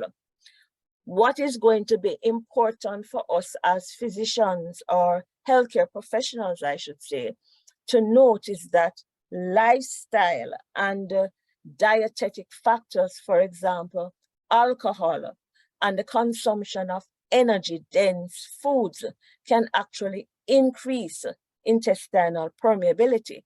There are other factors that can do that, and I'll talk about this in a little while. So any disruption of this peaceful coexistence with the intestinal symbionts at early life and possibly even later in life can result in severe immunodeficiency and risk of disease. And all of these findings would support the hypothesis that any breakdown of the intestinal barrier control mechanisms would mean danger and possible disease. So we come back again to this particular diagram that I showed you before. So when we look at leaky gut, we're talking about increased intestinal permeability. We're talking about damaged intestinal barrier. And with this leaky gut, we can see that there's an undesired passage of particular pathogens, undesired passage of gluten, casein through the junctions there, and that is going to contribute to inflammation. And under this broad umbrella, inflammation, we're looking at food sensitivities, which we're going to talk about in a little while, and the immune response, autoimmunity. I wanted to show you these journal articles.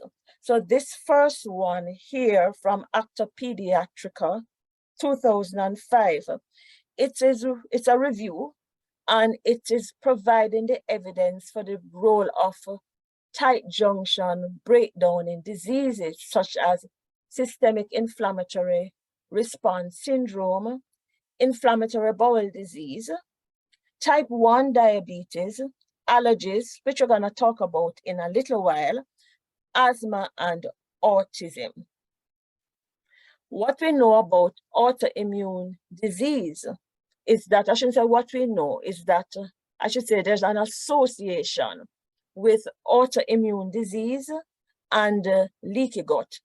And what is being touted here is that the leakage of the pathogens into the body results in autoimmunity.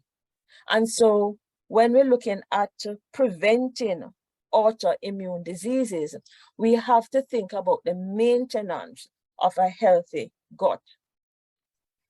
The impairment of intestinal permeability, what we know is that if there's any variation in the structure of the intestinal barrier due to inflammation, chronic disease, poor nutrition, that can lead to the impairment of intestinal permeability. So what are some of the factors that can change this intestinal permeability? So we're looking at environmental factors. So stress, obesity, alcohol, antibiotics, NSAIDs. The literature is filled with this connection, talking about NSAIDs and the change in the intestinal barrier permeability. Food allergens, that's another one, and I'm going to go back to that or to this food allergens in a little while, and also nutrients. There's actually more. Altered intestinal permeability has been shown to be associated with acute pancreatitis, multiple organ failure, severe trauma, major surgery, steatohepatitis. There is this query about whether it's associated with gram-negative sepsis in critically ill patients. So now with the leaky gut syndrome, I should point out to you here that maybe years ago, and probably even now, some persons will say that there isn't anything called leaky gut as such. So you'll find that the term leaky gut syndrome was mainly found referenced in alternative medicine. But now what is happening is that leaky gut or intestinal hyperpermeability, what happens is that it may allow some noxious microorganisms, toxins, for example, antigens, to leak into the bloodstream and consequently trigger systemic reactions. So we're looking at this diagram here: celiac disease, irritable bowel syndrome, diabetes, type 1 and type 2, some literature mention type 2, autism, allergies, Parkinson's disease. Before I get to the next slide, I should point out here, to do a little what we call a diversion here. Many persons would be speaking about the fact that children would have what is known as a leaky gut or open guts. And if you think about it, the current recommendation for introducing solid foods is to wait until 6 months and not until 4 to 6 months of age as previously recommended. What happens is that the reason for waiting is that earlier in infancy, the space between the cells in the gut is actually open, and that is great for the absorption of what? Antibodies in breast milk. So the open gut can also allow large proteins from other foods through, and that can predispose to the babies developing allergies. So about 6 months or so, the gut closure occurs. When we look at the influence of dietary habits There is actually on intestinal physiology, it's very visible in terms of differences in the incidence rates of intestinal diseases between industrial and developing countries. The diseases that are linked to intestinal hyperpermeability tend to be localized in Western countries where there's a diet which is rich in fat and refined carbohydrates. Studies also support a connection between a high-fat diet and disturbance in the gastrointestinal physiology. The Western-style diet, which is nutrient poor and filled with calories, actually alters intestinal microbiota composition and causes a decrease in the concentration of the beneficial commensal bacteria, for example, the Bifidobacterium species or the Bacteroides. And these actually contribute to preserving the intestinal barrier integrity. This is a crucial slide because what it's showing is that lipids and carbohydrates are very important in terms of maintaining or the intestinal barrier. Free fatty acids, for example, are beneficial on gut permeability. The short-chain fatty acids, mainly butyrate, can actually decrease the reduction of intestinal permeability. However, fructose can actually cause an increase in intestinal permeability. So what this slide really, a summary of this slide is that diet modification can be an adjunct to conventional pharmacological therapy for those patients with leaky gut syndrome. So this is the summary slide for this. So we see in terms of increased permeability of the intestinal permeability, fructose, glucose, sucrose, alpha-linoleic acid, gamma-linoleic acid cause an increase in permeability. On the other hand, decreased intestinal permeability, dietary fiber, the galacto-oligosaccharides, butyrate, propionate, the EPA and DHA, those cause a decrease, or I should say they're associated with a decreased intestinal permeability, and phosphatidylcholine. Those are associated with a decreased intestinal permeability. So some factors proposed to support the gut barrier, so proposed to support the gut barrier. One would be, when we look at the dietetic approach, the avoidance of high amounts of sugar and fat. And I do believe that the speakers before me, the gastroenterologists, have said this basically. The avoidance of the energy-dense Western diet, or we sometimes call it the SAD diet, the South American diet. We look at a FODMAP diet. So FODMAP, Dr. King Robinson had mentioned it in the first presentation. So FODMAP stands for fermentable oligosaccharides, disaccharides, monosaccharides, and polyols. So a FODMAP, a diet which is low in FODMAPs, can help. Prebiotics, fiber, glutamine is also important. We can look at a sort of probiotic approach using selected probiotics, can use probiotic cocktails, symbiotics, so a combination of pre and probiotics. Interestingly, short-chain fatty acid, metformin, and I'm sure somebody's gonna want to know, what is it about metformin? The interesting thing is that intestinal epithelial barrier function and inflammation are closely related. And metformin actually has an anti-inflammatory property in the gut. So as I said, it's proposed. Quercetin and other flavonoids can also be used. Somebody might be asking, so what are the symptoms of leaky gut syndrome? There are no real symptoms associated directly with intestinal hyperpermeability. The intestinal permeability usually follows from injury to the intestinal lining. And so you get symptoms from that. And below you'll see some of the symptoms from that, including diarrhea, gas and bloating, and painful indigestion.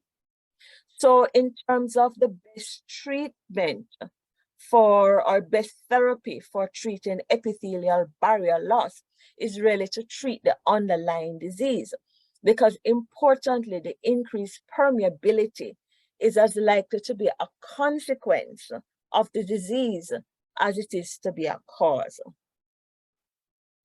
For leaky gut syndrome, potential beneficial diet would be based on the avoidance of certain fruit products. For example, fructose.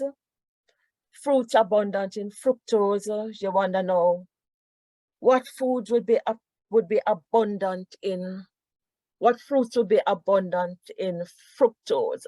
You're thinking about things like mangoes is one that I saw some time ago. Mangoes is one. Avoidance of products which contain alpha-linoleic acid and gamma-linoleic acid. So we're looking at evening primrose oil, borage oil, blackcurrant oil, flaxseed oil. Patients with leaky gut syndrome should consume larger amount of dietary fiber. So next we're looking at adverse food reactions. What is an adverse food reaction? It's really any abnormal reaction following the ingestion of food. So this is a particular definition that I like. It's a definition issued in 2010 by an expert panel sponsored by the National Institute of Allergy and Infectious Disease. And it defines food allergy as an adverse health effect arising from a specific immune response that occurs reproducibly on exposure to a given food. On the other hand, now, food intolerance, they describe it as a non-immune reaction. And this non-immune reaction can include metabolic, toxic, pharmacological reaction. Leaky gut predisposes individuals to adverse food reactions. I had shown you this slide before, probably not in the same way, but it's the same information. Some of the environmental factors capable of changing intestinal barrier permeability, and one of them was food allergens. So here we're looking at some journal articles. This one is entitled "Food Allergens Affect the Intestinal Tight Junction Permeability in Inducing Intestinal Food Allergy in Rats." So it's saying that the intestinal tract plays an important role in food allergy, and the intestinal mucosa barrier is critical for the maintenance of its function. So that is one article there. This other article is looking at intestinal permeability in children with food allergy, and these children will be on specific elimination diets. And these children with food allergy have been shown to have increased small intestinal permeability following the ingestion of the offending food, as well as during elimination diets. So they make for interesting reading. When we look at immunologic versus non-immunologic adverse reactions to food. There's a lot of information on this slide, but we're looking at just the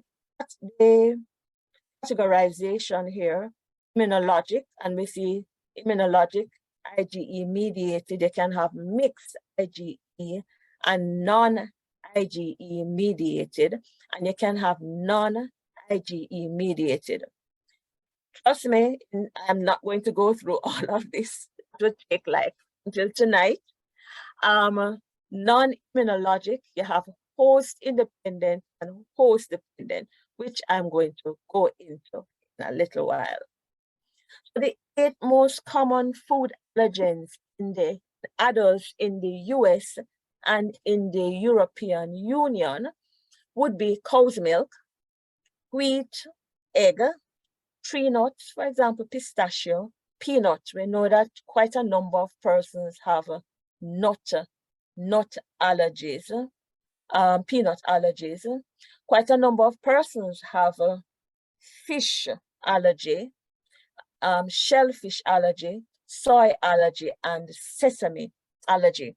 What I want to point out to you here is that although it says cow's milk, wheat, eggs, etc., etc., remember that some foods that we are getting, some, let us say, processed foods, for example, may be manufactured in facilities which handle some of these. I have a patient who, she says that she and I are so alike because I have food allergies, so, and I have food intolerances. That's why I'm kind of smiling at this. She has a very bad peanut allergy. And the other day I had to point out to her something that I saw on a package of curry. I was cooking and I saw this package of curry, and in a very, very fine print, it says, this is processed in a facility that handles peanuts.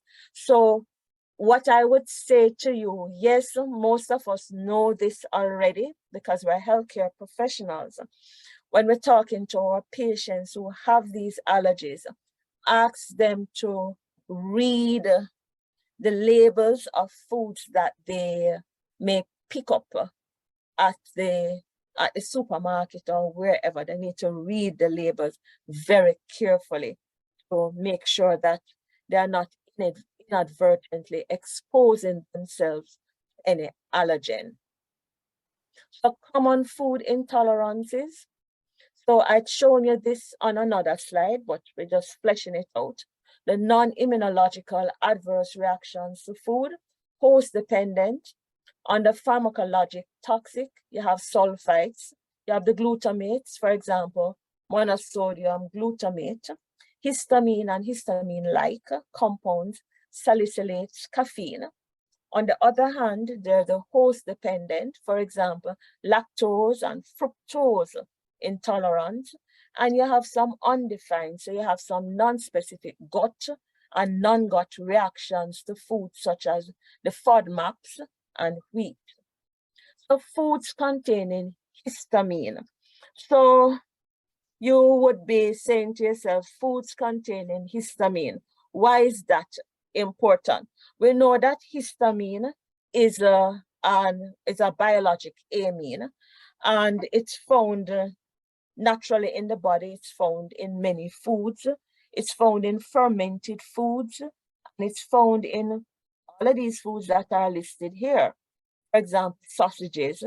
It's found in dried or preserved fish, herring, tuna, mackerel, sardines, cheeses, all type of cheeses. It can be found in, for example, plant.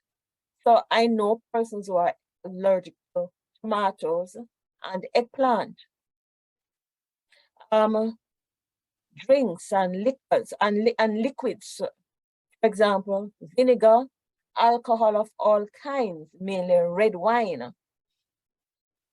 Remember, when we look at this, we look at sulfites. The red wines will contain sulfites also.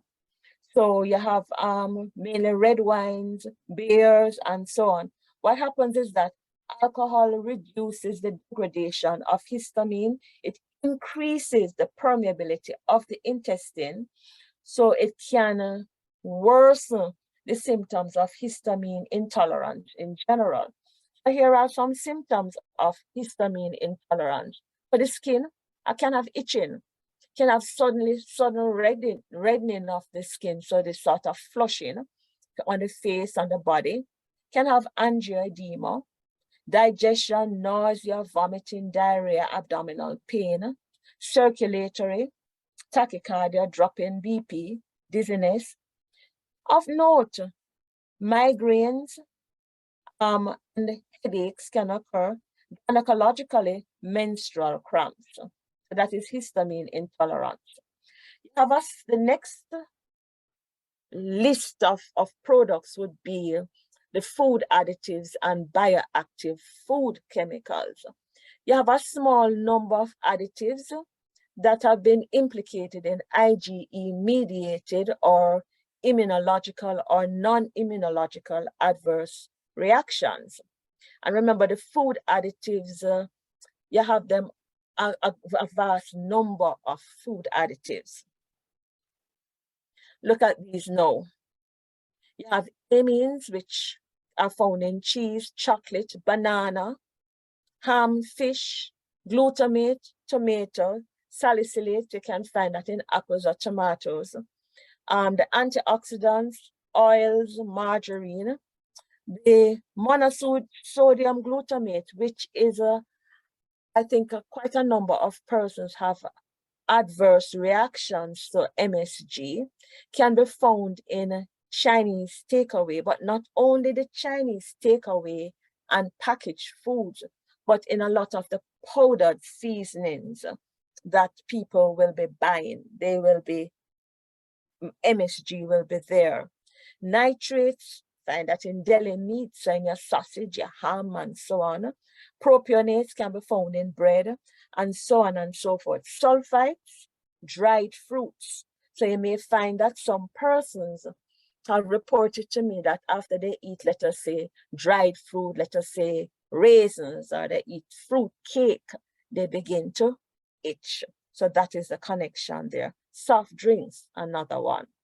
Wheat, which Dr. Mills had spoken about. So you have the gluten, which is found in wheat grains, rye, barley, oats, and the gluten is associated with the GI symptoms and abdominal pain, the bloating, and this sort of bowel habit abnormalities. You can have other manifestations there, the neuropsychiatric disorders, foggy brain, headaches, fatigue, and so on. And the take-home message for this short presentation is that the gut is the gatekeeper for our health. Thank you.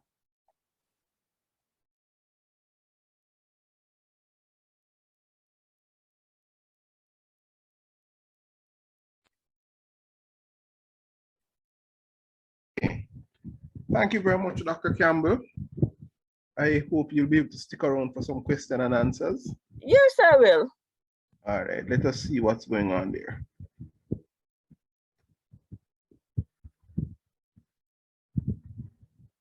I don't see any question and answer. Okay, hello, Dr. So there are Campbell. few. Lovely presentation so far. Would you say that leaky gut causes or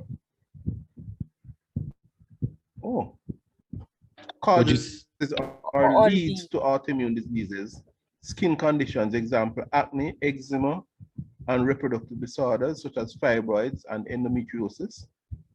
I would say that there is a connection. I wouldn't say that it necessarily leads there, but there's definitely a connection to the autoimmune diseases. The literature is there in the literature for the autoimmune diseases. Okay. For sure. Is leaky gut reversible?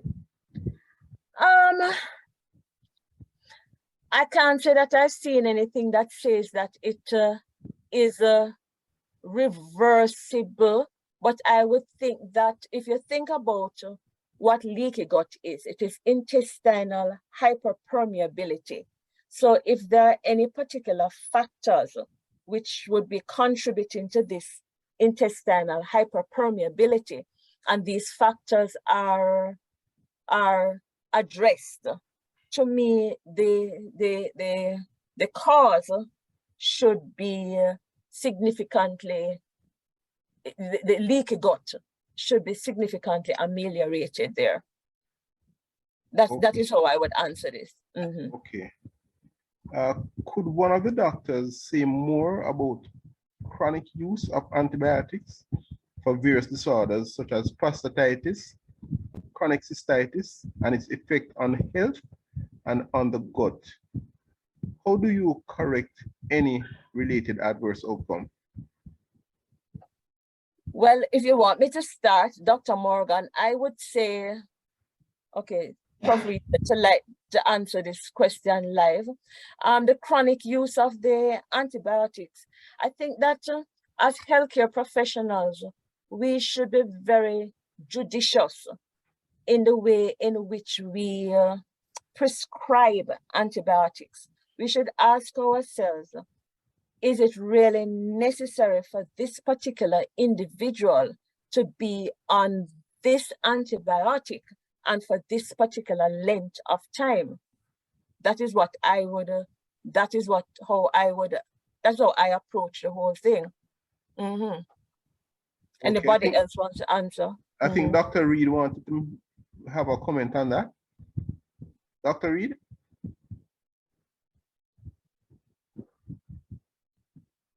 Hearing from Dr. Reed.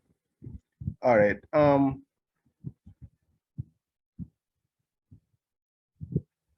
The question about, did you say ALA, GLA should be avoided? No, I didn't say that, that it should be avoided. What I was pointing out to is that the fact that ALA and GLA are associated with an increase in intestinal permeability. Life is about balance, you know. Everything is about balance. So if it is that you have a particular condition and you say, okay, I have this particular condition, how do I approach it? If I suspect or your healthcare professional suspects that you have leaky gut syndrome or so, look through the diet very carefully. And if you are one of these persons who is consuming a lot of ALA or GLA or so in your diet, how about holding back on it and see if your symptoms are alleviated? Okay. That is how I would look at it. Mm-hmm. Question from Dr. Byfield.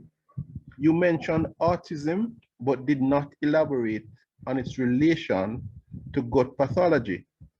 Another speaker also mentioned autism without further comment. Would you make a comment on this? The thing is that it's just mentioned in the literature. There's nobody that who I've found so far, or no journal article that I have found so far that has said that it's a leaky gut that causes autism.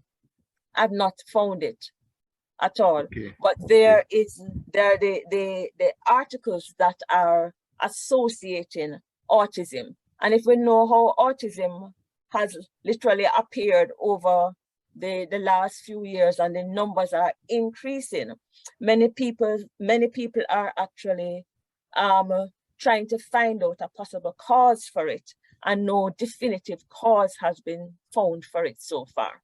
Mm-hmm. Okay, then I don't see any other questions. So let me thank you, Dr. Campbell. You're welcome. Before we close off, we'll need to have a presentation from Servier Pharmaceuticals.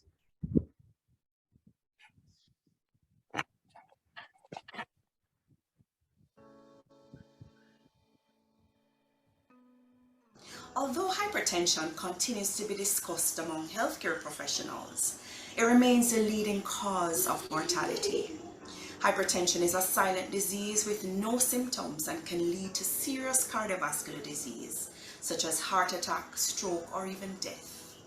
Additionally, non-adherence to treatments increases the risk of cardiovascular events and mortality even further. Worldwide, more than 40% of patients are non-adherent to their antihypertensive treatments. Considering these facts, Survey is launching a global campaign, #TakeYourMedicine, #BecauseISaySo, to raise public awareness about the importance of treatment adherence. The new international awareness campaign, Because I Say So and Take Your Medicine, is run by Survey in conjunction with the International Society of Hypertension. The aim is to refocus public attention by encouraging young adults to motivate their parents and all loved ones to get their blood pressure checked and consistently adhere to treatment as recommended by their physicians. The campaigns Because I Say So and Take Your Medicine echoes what parents say to their children when they want them to act in accordance to a command. No, these children are grown. It is their turn and their responsibility to tell their parents to do what is right for them, get their blood pressures checked, and take their medications daily. The evidence is clear. Improved adherence to treatment daily allows adults to lower their cardiovascular risk. The campaign focuses on two main aspects. One, to spread information by directly addressing a wider audience to raise awareness among adults and young adults about the urgent need to get their blood pressure checked and the importance of taking their medications. To encourage people to get their blood pressures checked, blood pressure checking stations are set up around the globe to facilitate access to testing. In addition, a new website, BecauseISaySo.net, offering information about the disease will help steer people toward a blood pressure check station, or if one is not easily accessible, to their healthcare professionals. The aim is to strengthen awareness and drive discussions about hypertension worldwide through social media, traditional media, and digital influencers. Survey will be partnering with healthcare professionals to encourage those at risk for hypertension to ask for a blood pressure check. As of September 2022, Survey and ISH will also be conducting educational events in public venues around the world for people to learn about hypertension, get their blood pressure checked, and understand that improved adherence to treatment can improve outcomes. To provide tools for hypertension clinical practices by placing patient leaflets in the waiting rooms of healthcare professionals, informing patients about the dangers of hypertension. Also, using innovative digital solutions like My Health Partner, which can be found at www.myhealth-partner.com. The goal is to motivate these patients to speak to their loved ones about hypertension and encourage them to improve their adherence to treatments and report their daily blood pressures, including parameter changes. Hypertension is still a topic of discussion among healthcare professionals. Guidelines like the American Heart Association and the American College of Cardiology, in partnership with 9 other societies, have changed the definition of hypertension. Now, hypertension is defined as blood pressure greater than 130 over 80 millimeters of mercury. They have also provided fresh data about the specification of the disease, such as treatment targets, classification, or risk estimation, all of which are important for a good diagnosis. Non-pharmacological therapy, such as lifestyle changes, will be the recommended treatment for many newly diagnosed patients with hypertension. However, For many patients with hypertension, greater intensity of treatment and blood pressure reduction will be recommended. Participate with us in this global campaign and publish this press release to inform your readers and also to encourage discussions with their healthcare providers.